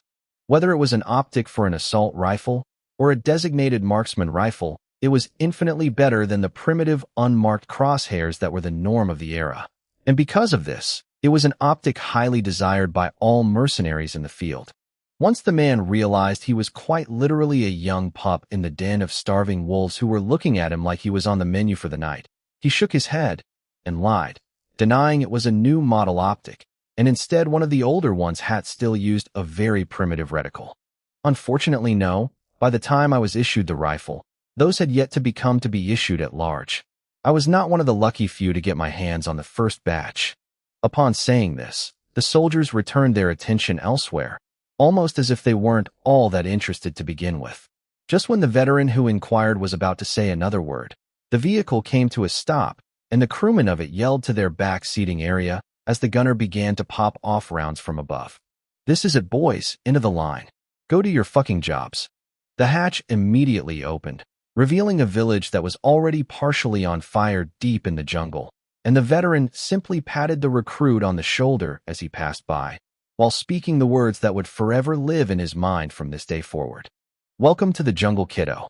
Chapter 468, The Dawn of a New Year. The Zehntner estate rose with stoic grace from the snow-dusted fields outside Berlin, proud, not ancient, and built not on lineage, but on earned honor. It was the home of a family whose nobility had been won on the battlefield, not passed down from coronets and court favor. In the great hall hung a portrait of Jacob von Zehntner, the founder, a broad-shouldered Prussian officer with iron gray eyes and a saber at his side. Eno bled for his actions at Waterloo, where his infantry regiment broke the Imperial Guard's final charge. Jacob had never worn his title like jewelry. To him, duty was its own inheritance. His descendants had never forgotten that. Bruno sipped his ire punch, warm and spiced, eyes lingering on the photorealistic image of his grandfather, Jacob von Zehntner. There was pride in his posture, and something unspoken behind his silence. Unseen, his second son Joseph had come to find him. It was New Year's Eve at the Zehntner estate. Joseph was supposed to be mingling with his cousins, his aunts, his uncles, and even distant family members who shared the same surname. Joseph didn't have the same difficulties with their family as his older siblings had. He was born in a time after Bruno had forgiven his brothers and earned their loyalty and respect. He and his younger siblings did not have to listen to the whispers spoken about the last son of the main line who had married a bastard girl and fathered unclean children. Erwin, Elsa, and Eva may remember these things, but Joseph was either not yet born or was too young for them to have taken root in his mind. Because of this, Bruno was a bit perplexed that he was here, watching his father silently enjoy art, rather than out enjoying the festivities with the family like he should be. "Joseph, what are you doing here at this hour? Should you not be enjoying the sweets that mother has cooked for you?" Bruno never called her your grandmother. She was his mother, dignified, nurturing, and the only warmth he'd ever known in a family that had once rejected him. She had given him a home, in an era known for aristocratic families being aloof to their offspring. His father, while stern, was ultimately a soldier like his father before him, and raised sons with discipline, respect, but also love, not in the modern soft manner of a postmodern man, but in the rigid, protective way a man willing to die for the health, well-being, and future of his sons would in an era of reason and strong family ties. Joseph, however, was quick to respond to his father with a phrase he was not expecting at this time. "Father, Uncle Heinrich told me to find you and send you a message. He says that he wishes to speak with you about some urgent matters regarding work." Bruno instantly realized this was a military matter and was quick to chug the rest of his alcoholic beverage before patting his second son on the head, letting the boy know he had done well before sending him off. "Thanks, Joseph. Now go enjoy yourself, and the next time your Uncle Heinrich tells you to deliver me a message to tell him that I said he should find me himself if it is really a matter of urgency." Joseph ran off, doing as his father instructed, as Bruno took one look at the painting of his grandfather, shaking his head, while letting out a brief sigh from his lips. Whatever he was lamenting, only he truly knew. Bruno soon found Heinrich, alone, and in the family library, reading books filled with the knowledge Bruno had consumed in his youth when he had little other means to entertain himself. Everything from the foundations of civilization to 19th century engineering and science was contained within. Bruno immediately noticed the book that Heinrich was reading from, and smirked, as he let the man know his presence with a smug tone of his voice. "I see you have decided to read up on your Florentine Renaissance philosophy. Truly a marvelous man, Machiavelli. Perhaps the first politician to codify a concept of rulership based upon ruthless pragmatism and realism, rather than lofty notions of chivalry and divine appointment.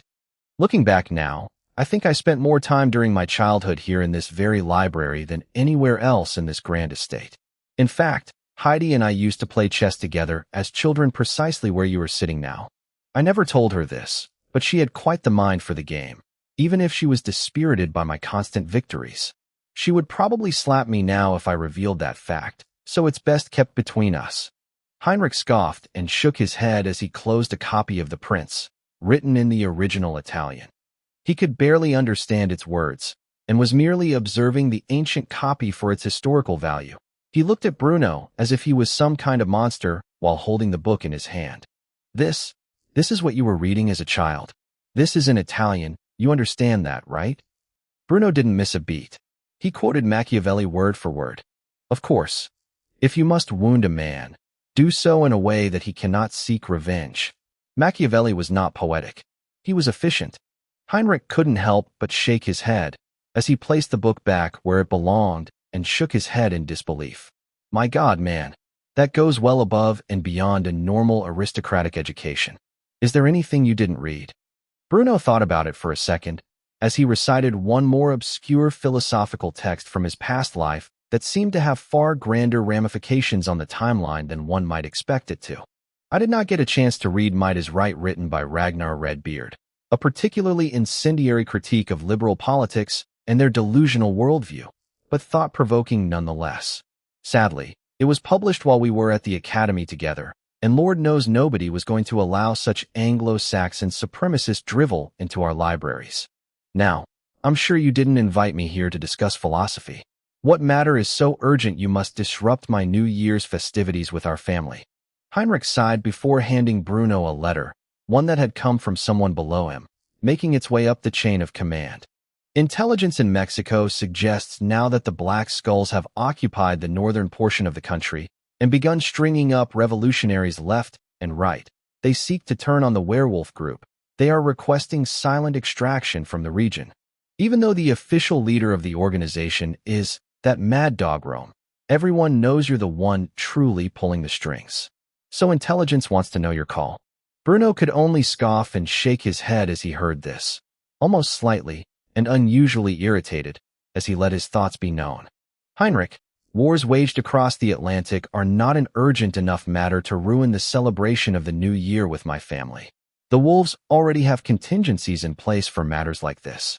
If they didn't, then we wouldn't be able to deny our involvement with them, now would we? Tell intelligence to locate and interrogate Rome if they're that concerned. I'm not in Mexico. I'm not in command.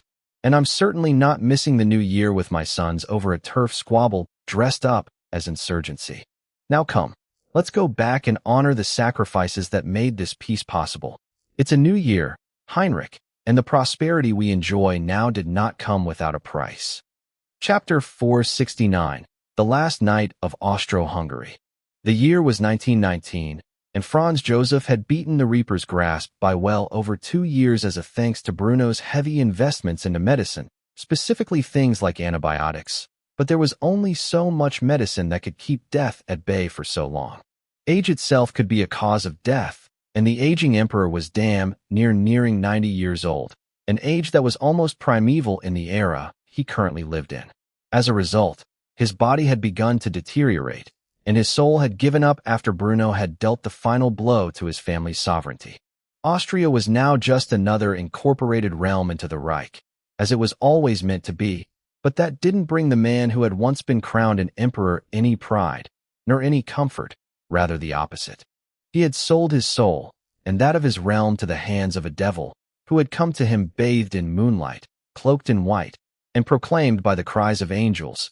And yet it was only after it was too late that those were black wings bleached to a state of false purity. It was a thought that weighed heavily on his old soul and had ultimately caused his condition to worsen rapidly. Today, on February 2nd, 1919, the former emperor of Austro-Hungary had met his end. He would be remembered as the man whose might, vision, and wealth had forged an empire from the ruins of the old, an empire that was now nothing more than words etched through the annals of history. And why was this empire gone and forgotten?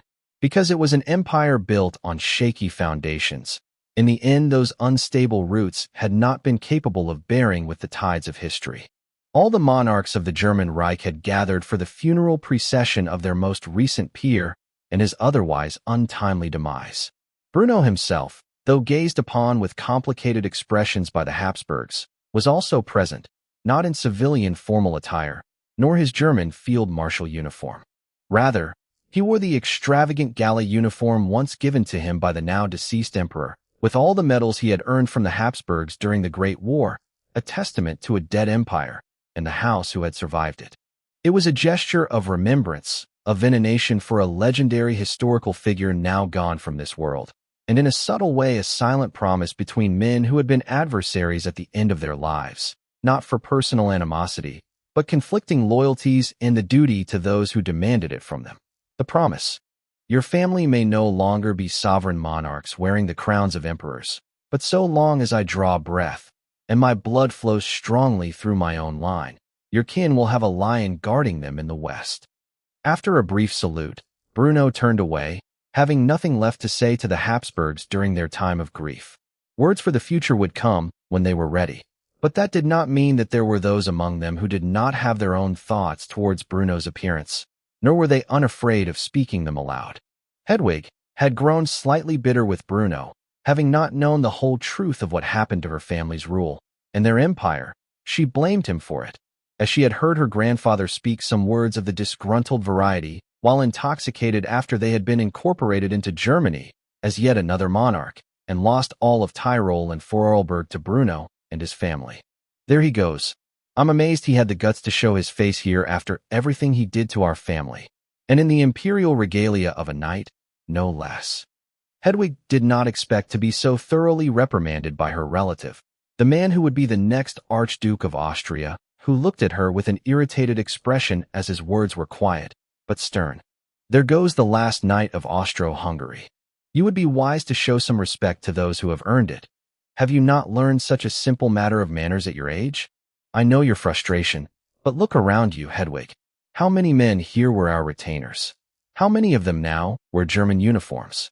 One man had the gall to show up here in the trappings of our dead empire, a position he held in ceremony only, and it's the man you just cursed.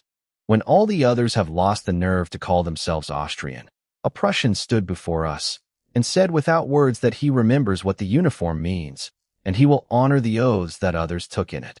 Oaths that were not his own, but sacred nonetheless, and thus deserving of memory. Next time you open your mouth, think before you do so, or else you disgrace us all with your ignorance, girl.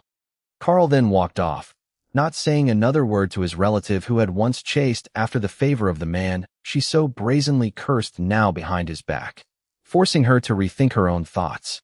Karl was the next Archduke, and he seemed to be favorable towards Bruno despite everything she thought she knew about what happened between her family and him. Was she lied to?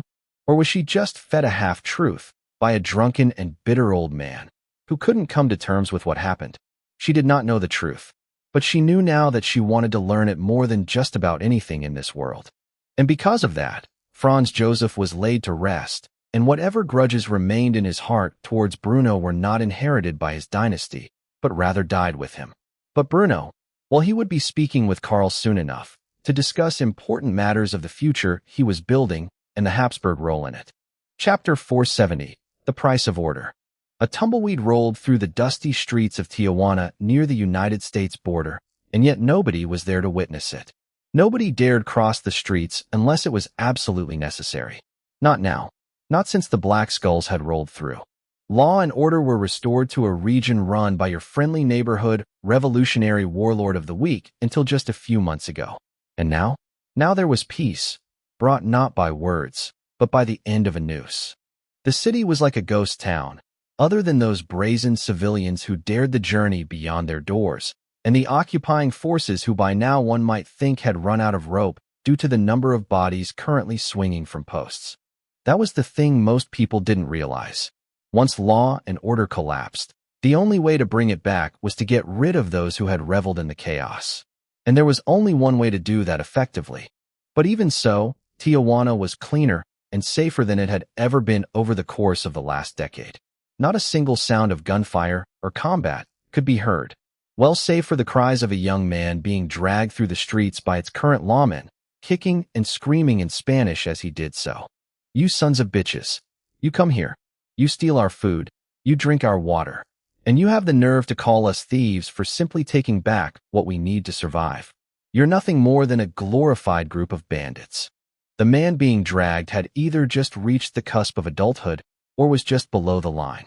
Yet those dragging him did not react, at least not with words. Nor could their faces be seen as they were obscured by skull bandanas. Instead, they silenced the boy with the butt of their rifle stock, slammed brutally and swiftly into his solar plexus, knocking out his breath with a single and precise shot. He doubled over, gasping for breath, the air knocked clean from his lungs, as he was dragged to the hangman's alley, where he would be joining those lawbreakers like him in eternal rest. The boy didn't fear death, since he was but a small child. He had seen too much of it. No, his eyes weren't filled with terror, but resentment. These men promised order, and then when they came in, they were just another pack of warlords, with a different flag and heavier firepower. He simply spat towards his captors as they tied the noose around his neck and listed his crimes. Petty thievery was just one of many. Nah, this boy was proof of the festering rot of lawlessness that consumed a land when order was driven away and baser instincts prevailed. Among his charges were crimes such as kidnapping, armed robbery, and a few other, more heinous crimes that should not be spoken about in polite company. And after the verdict had been given by the same men who arrested him, pronounced for the few onlookers bold enough to witness justice enacted, the stool was kicked beneath his legs, and his body went stiff after a brief and audible snap. The men who had sentenced him to death did not even look twice at his freshly post-mortem corpse. They instead walked away rifles in hand, as they sought another lawbreaker to hunt down. And this was the scene across northern Mexico at this moment. No matter what town or city you found yourself in, this was a common scene. Bruno was sitting in his office looking at reports from across the Atlantic. The werewolf group had managed to extract from Mexico, no longer acting as advisors as Washington, or more specifically the President of the United States no longer had a need of them. They had done their job and trained puppets for the USA to act, and a price had been paid in gold bullion for their work. But now, the United States could handle the rest, or so the President thought. The reality was that the President had played right into Bruno's hands, and it wasn't just him, but his entire administration. Bruno was looking at recorded transcripts, both audible and written, of the conversations he had with the man. How could the President of the United States know that tape recorded of phone calls was a thing, or that the men who installed the phone line in the Oval Office were from a company Bruno was a partial owner in behind the scenes? Everything that was said in the Oval Office Bruno heard himself, in some way or another, and every call made out of it was etched onto reel and page alike. And Bruno had enough damning evidence on the United States federal government that he could spark a revolution overnight. This was the true reason why he had approached the President to begin with, because he wanted the man to confess to stepping well and beyond the constitutional and legal limits of his office. Bruno had been very particular in his use of language while speaking with the man in the past for this very reason, because he knew everything was recorded and would never admit to conspiracy or criminal acts. Hell, by now that was just how he spoke in any formal setting. And sitting on his desk was so much evidence collected, he honestly felt bad for his opponents who swam blindly into the jaws of a great white shark without even realizing it. The question that Bruno now had was, how did he best use this evidence against the office of the presidency and its entire administration? Leak it to the press? Cause a civil war in the United States? Or use it as blackmail to informally vassalize the country? The problem with this was there was a small window of opportunity, as in a year another election would be held, and it was doubtful the current president would run for a third term. And when the idea finally surfaced in Bruno's mind, there wasn't a smirk or grin like he normally had when he thought of something brilliant, rather a lamentable expression as he shook his head and sighed. I might really be the devil after all. With a bit of editorial framing and a little help from Hearst, I could have Congress on its knees by Tuesday, and they'd still call it democracy. Chapter 471, A Time for Leisure. Bruno would be hard-pressed to say he'd ever seen a more beautiful bouquet in his living room that spring of 1919, and he wasn't talking about the roses in the vase. His wife Heidi, though aging into her mid to later 30s, still maintained the youthful appearance of a woman a decade younger. It was part genetics, part a vice-free life of peace, and the rest owed to a mind unburdened by regret. Surrounding her were her 2 daughters and her daughter-in-law, all of which were technically princesses by birth or marriage, and each and every one of them was dressed as formally and elegantly as the queen among them. So why were all these pretty and dainty little things gathered in Bruno's home? Well, Heidi had decided to do something special now that their house were officially rulers of their own principality. It meant that she could create a new order of dames for the county of Tyrol to create noble women of good moral character and exceptional charitable contributions to the state from. Bruno had done the same with a chivalric order and an order of merit here or there, but he had not awarded himself a position within them, not even as their Grand Master. He may be their sovereign, and thus bore the right to wear their decorations, but he utterly refused so as he felt he had not earned the right to wear such an award. And Heidi was the same. The first medals and ribbons were pinned to the dresses of her daughters and goddaughters, each of which had actually contributed significantly to German as a whole, and especially Tyrol during and after the Great War, while working within the confines of Heidi's charities. This wasn't just a social club of brunch, tea, and noble chatter. Today's gathering was about real work. Organizing aid, planning outreach, lending power to the powerless in Tyrol. And while they were in the middle of it, Bruno came down the stairs, fresh from his daily workout and shower, dressed in simple clothes that looked wildly out of place among royalty. "Pardon me, your royal highnesses. This humble commoner dares not disturb such a sacred council." Heidi stared at her husband as if he was deliberately being a fool, but in a way that subtly hinted at approval. It was honestly nice to see the man have a sense of humor after all this time. He had come home from the war fatigued and wounded, but it would appear that the pain was starting to fade, or at least become tolerable. The fact that he could make fun of himself in such a nonsensical way couldn't help but cause Heidi to laugh, no matter how much she tried not to.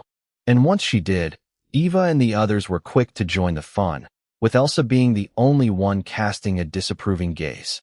Not because she was angry at her father for dressing in casual and comfortable clothes around the home, but because he looked like he had not even put in the effort to style his hair properly. A day off didn't mean he had the right to be lazy. Not her father.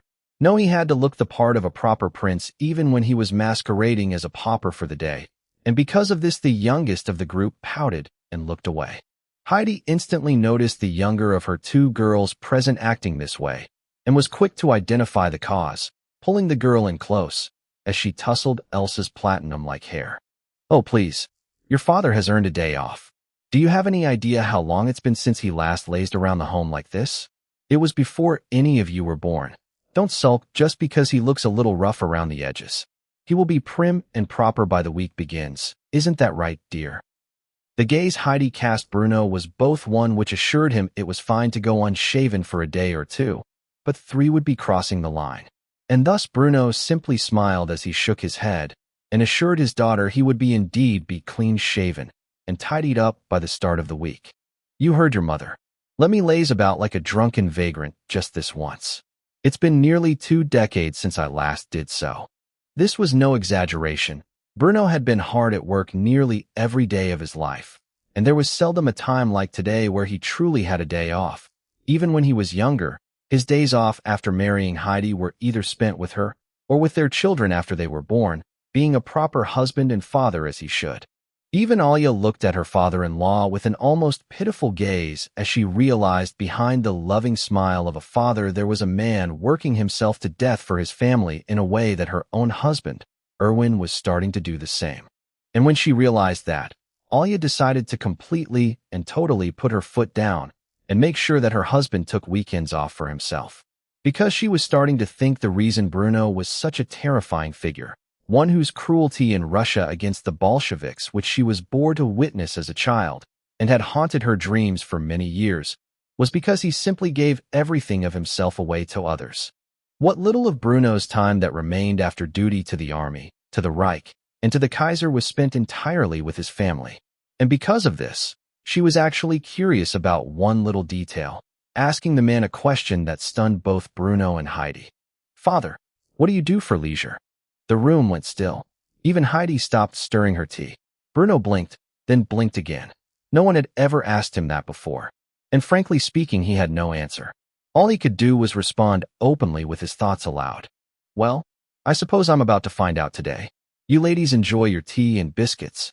I'm going to go see what passes for fun these days." Heidi shot Alia a glance that was far from approving, because she knew Bruno well, and the moment he actually thought about having fun, he would be right back to work, because what the hell else was he going to do? Chapter 472, A Leisurely Coup. Alia was right. What exactly did a man like Bruno do with free time? What even were his hobbies?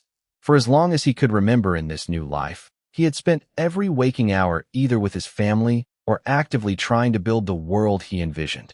Hell, 20 years might have been an understatement for how long it had actually been since he'd had a true day to himself, one where nothing demanded his immediate attention. And that was perhaps the most damning part of the peaceful era he had created. After thinking this through to its logical conclusion, his first instinct was to call Heinrich, maybe grab a drink, catch a fight in person, or do whatever the hell people did these days to waste a few hours unproductively. But Heinrich declined. Something about getting the Eighth Army, now under his direct command, up to speed on the new doctrine and equipment being phased into both the German and Russian militaries.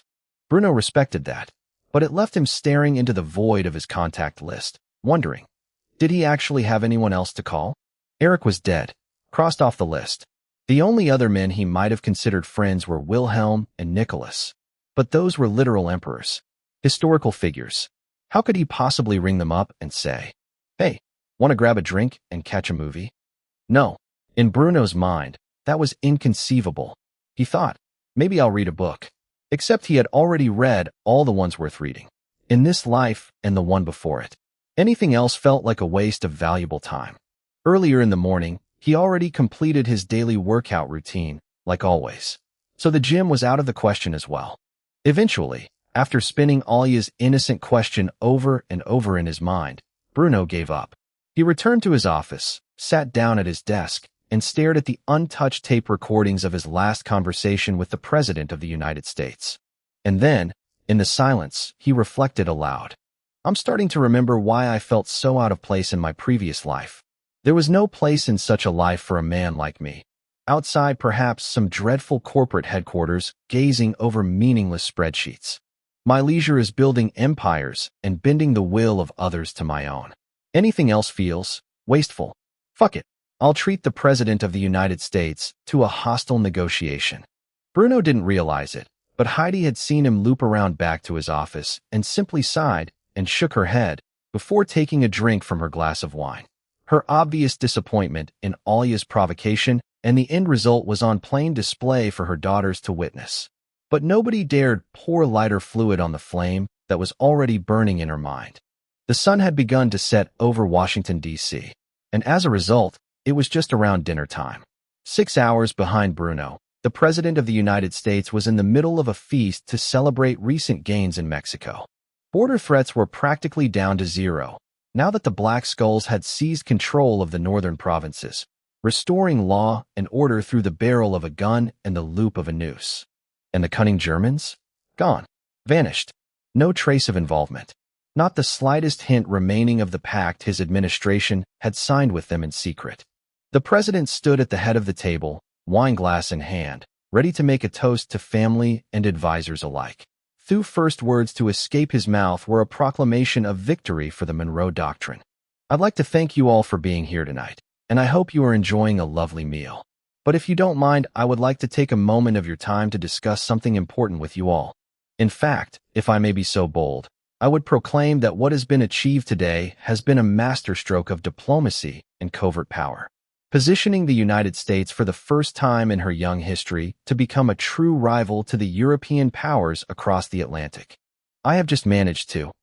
Midway through the victory speech, a servant entered the room and leaned in whispering something in the president's ear that only he could surmise.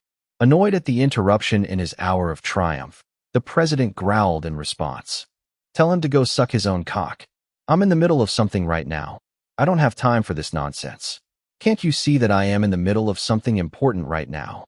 The aide whispered again, and when he did, the color drained from the president's face. The wine glass, once raised in triumph, was set down with careful reverence. He adjusted his tie, composed himself, and turned to the room with a tight smile.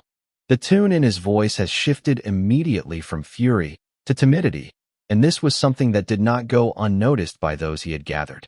In fact, they silently eyed one another with foreboding curiosity as he tried his best to assure them all was well in the land of stars and stripes. Apologies for the vulgarity. It seems I have someone on the line in the Oval Office who doesn't know how to take no for an answer. I'll be right back. Please, don't wait for me. Enjoy yourselves. You've more than earned it.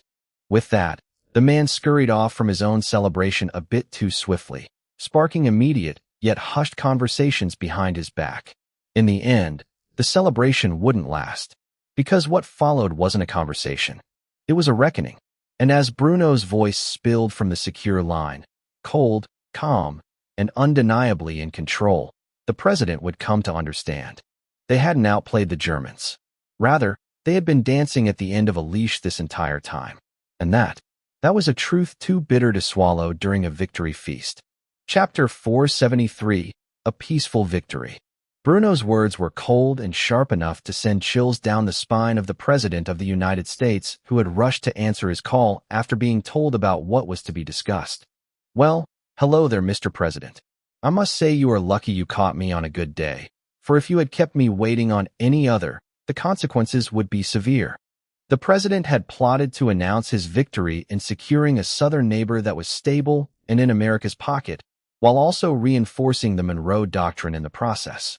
But now, that dream was about to come crashing down, because the devil had come to collect a debt owed to him, and the signer was the American people, the price to be paid, the soul of their nation.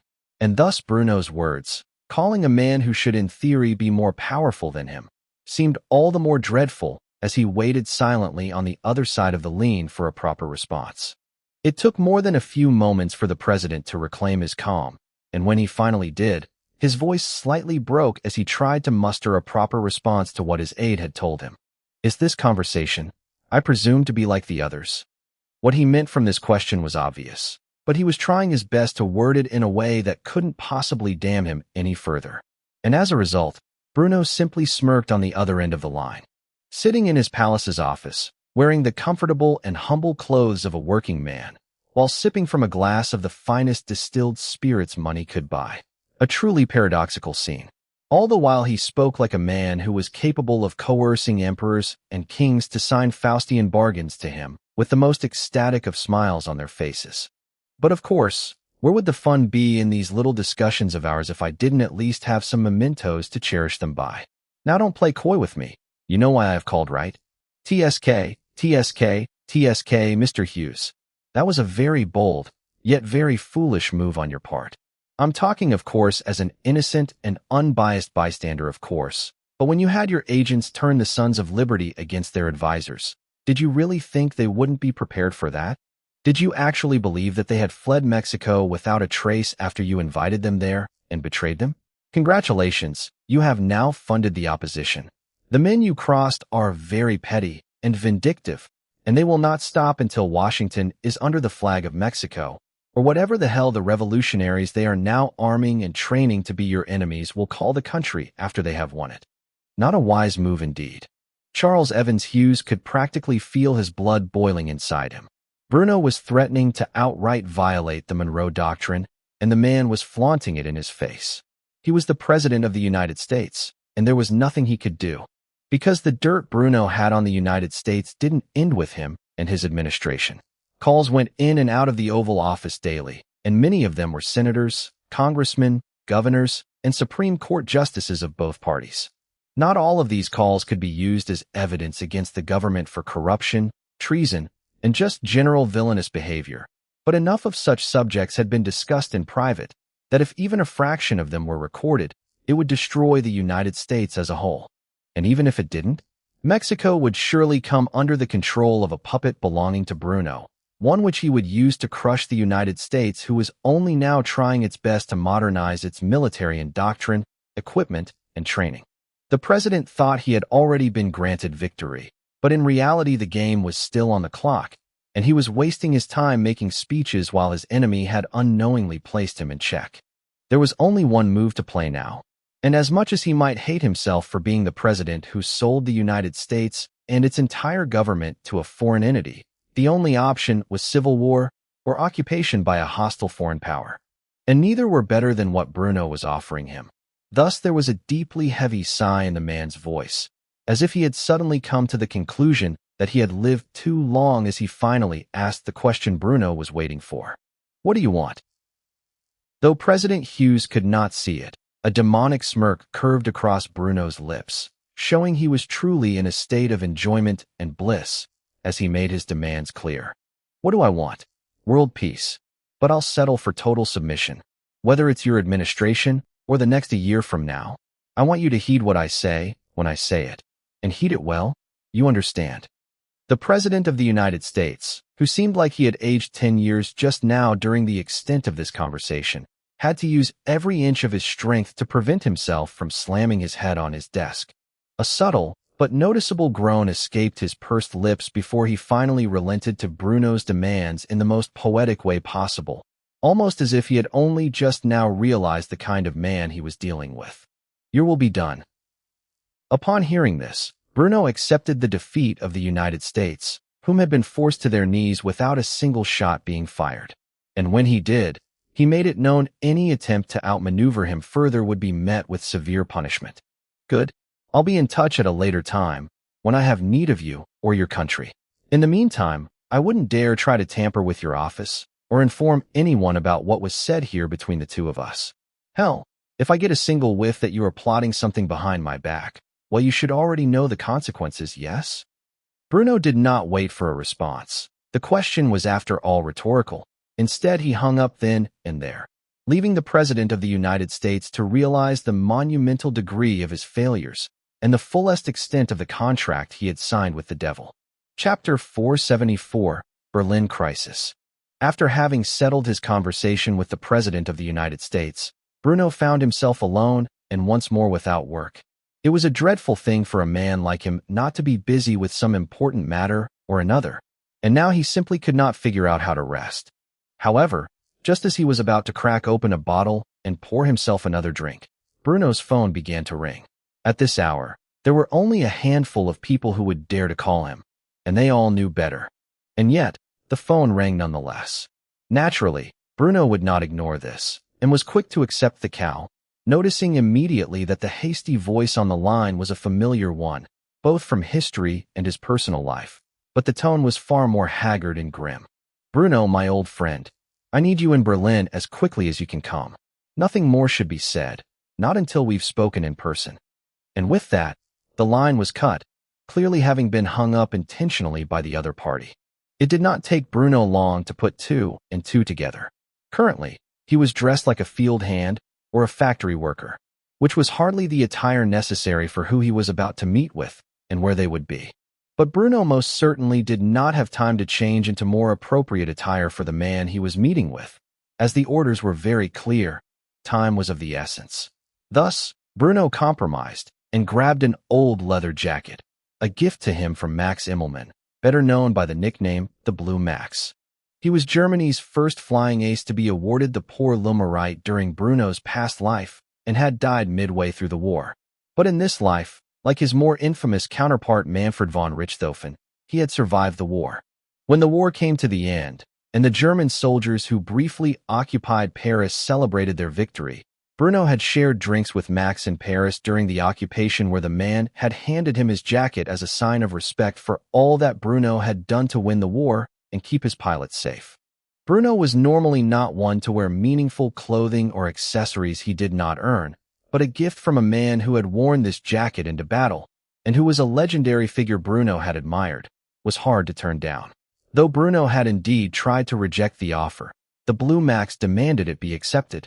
Thus, Bruno threw on the brown leather jacket and a matched pair of cavalry gloves as he walked out the door of his house, pausing only to give Heidi the briefest explanation of where he was headed and how long he might be gone. Something urgent came up in Berlin. I'll be back when I'm back. Don't worry about me, darling. I'm sure it's nothing dangerous. In the meantime, you know what to do. For as long as Bruno could remember, he and Heidi had made a litany of contingency plans for a variety of emergency situations that might occur, or even potential emergencies like this moment. Bruno's knowledge of what he would be walking into was almost non-existent, but the orders given to him were clear. He did not have time to investigate. Thus, all he could do was have Heidi act in his stead. And like the angel by his side that she always was, she knew exactly what to do without it ever being said. As a result, Heidi didn't ask questions. She simply nodded, kissed him goodbye, and moved like someone who had practiced this moment 100 times in her nightmares.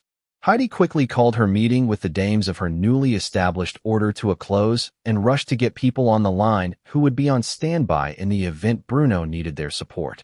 It was all she could do at this turbulent hour.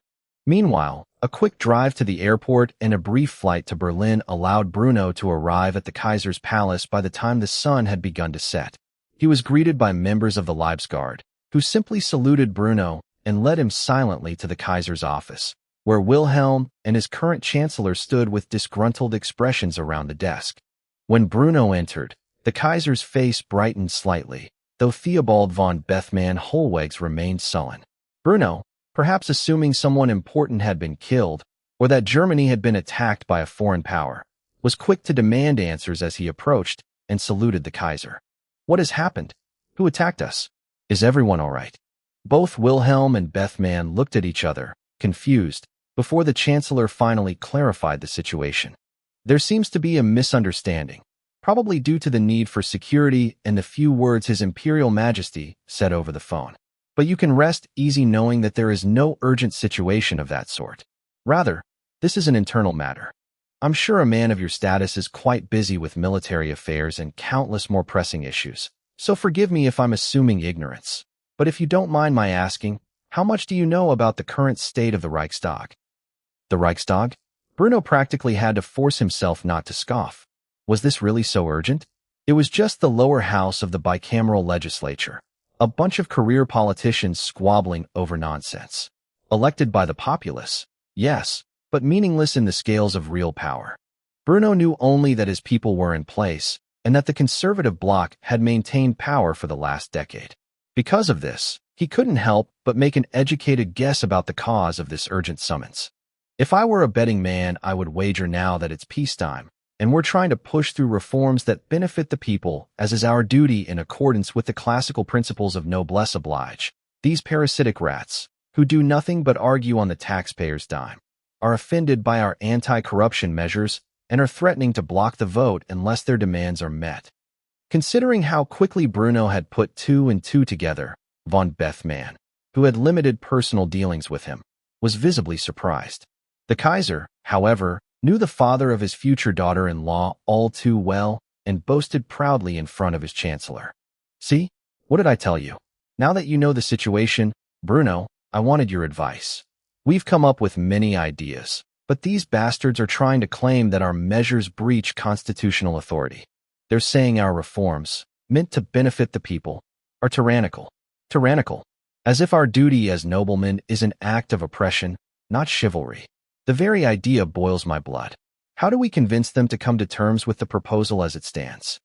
Bruno's expression was stoic, but his voice rose slightly in surprise.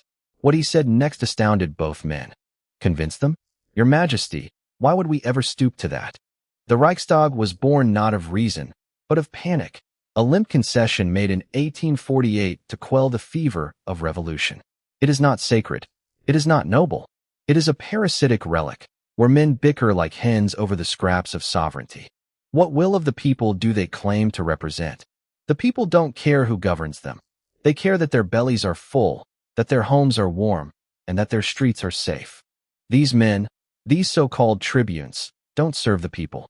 They serve the bankers, the factory lords, the ideologues too cowardly to lead and too vain to be ruled.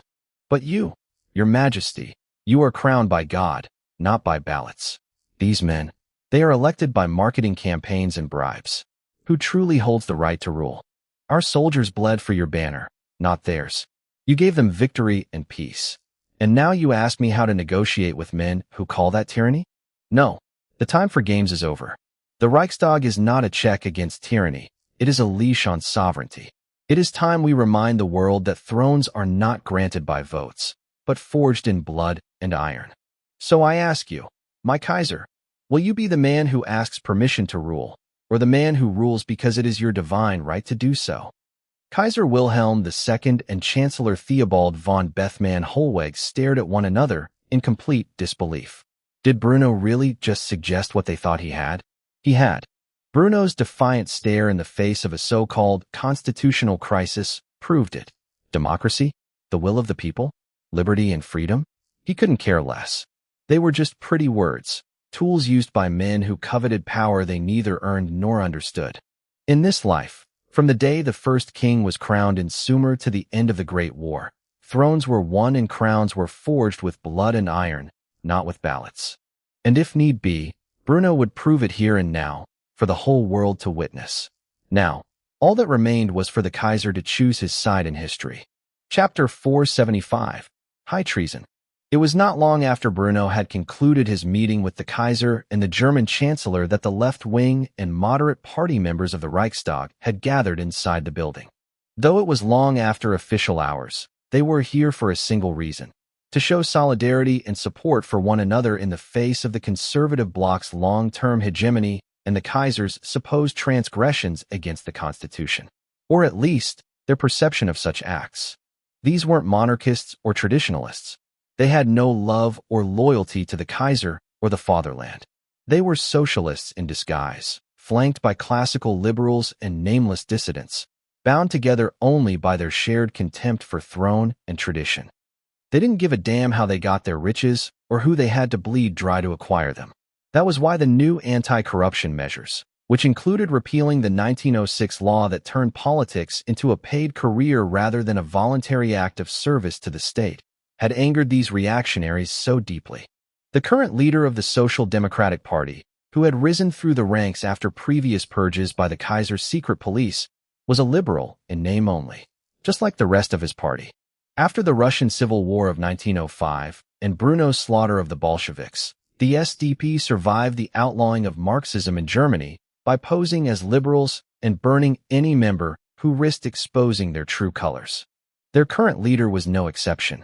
In fact, the only reason he was standing here was due to the sheer virtue of no solid evidence, yet surfacing regarding his true extremist leanings. This allowed him to be elected by like-minded individuals too fearful to give voice to their real intentions. And now, he was busy rousing the ire of the other politicians with his fiery speech. The Kaiser must give us his answer by nightfall, or we and our supporters will take to the streets to demand an end to this tyranny once and for all. Fists were raised in solidarity, and chants echoed in agreement, until a single voice cut through the fervor.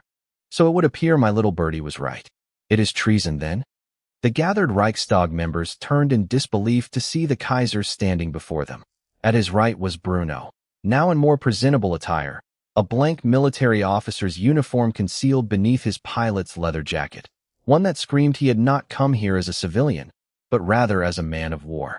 To Wilhelm's left stood the Chancellor dressed in purely civilian attire, and surrounding the trio were members of the Kaiser's secret police, armed with the prototype STG-18K rifles, retractable HK-33A4 style stocks, Bakelite furniture, suppressed 12.1-inch barrels, and the new ZF-4 fixed 4X optics. The agents, dressed in all-black uniforms with matching helmets, leather trench coats, and Reich flag armbands, had not yet raised their weapons. But their very presence was enough to chill the room. The shouting ceased immediately, and the silence that followed became suffocating. Only the sound of the Kaiser's voice echoing within the Reichstag could be heard as he raised an eyebrow and asked again, calm but stern, "Am I wrong?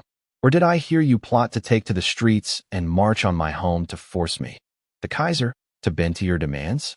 Tell me, Chancellor, under the laws of the land, does attempting to coerce the sovereign count as treason?" Von Bethmann's voice was steadier now than it had been during his earlier conversation with Bruno. He had made his decision then and there, and now he knew there would be no going back. Nor was there any hesitation as he pressed forward towards the conclusion of this farcical ceremony. Most certainly. In fact, I can't imagine another interpretation of such threats. The leader of the Social Democrats jumped down from the desk he had been standing on and approached the Kaiser menacingly. This provoked the secret police to lower their weapons and aim down their sights. Safeties clicked off, fingers pressed against triggers. At a moment's notice, they could fill this man with lead. Luckily for him, he halted and raised his hands, mockingly, buying himself a moment's mercy. I know that Hound didn't act alone. My fellow party members, their wives, their children, gutted in their homes under your orders. We all know it. I believe a monarch ordering extrajudicial killings of his own citizens is the true treason here. Wilhelm stiffened at the mention of Eric's unsanctioned killing spree. Though he had not known at the time, Bruno had later confessed the truth, making Wilhelm complicit in covering it up. Before the Kaiser could respond, however, Bruno stepped forward and acted as his shield. The Kaiser knew nothing of Eric's actions.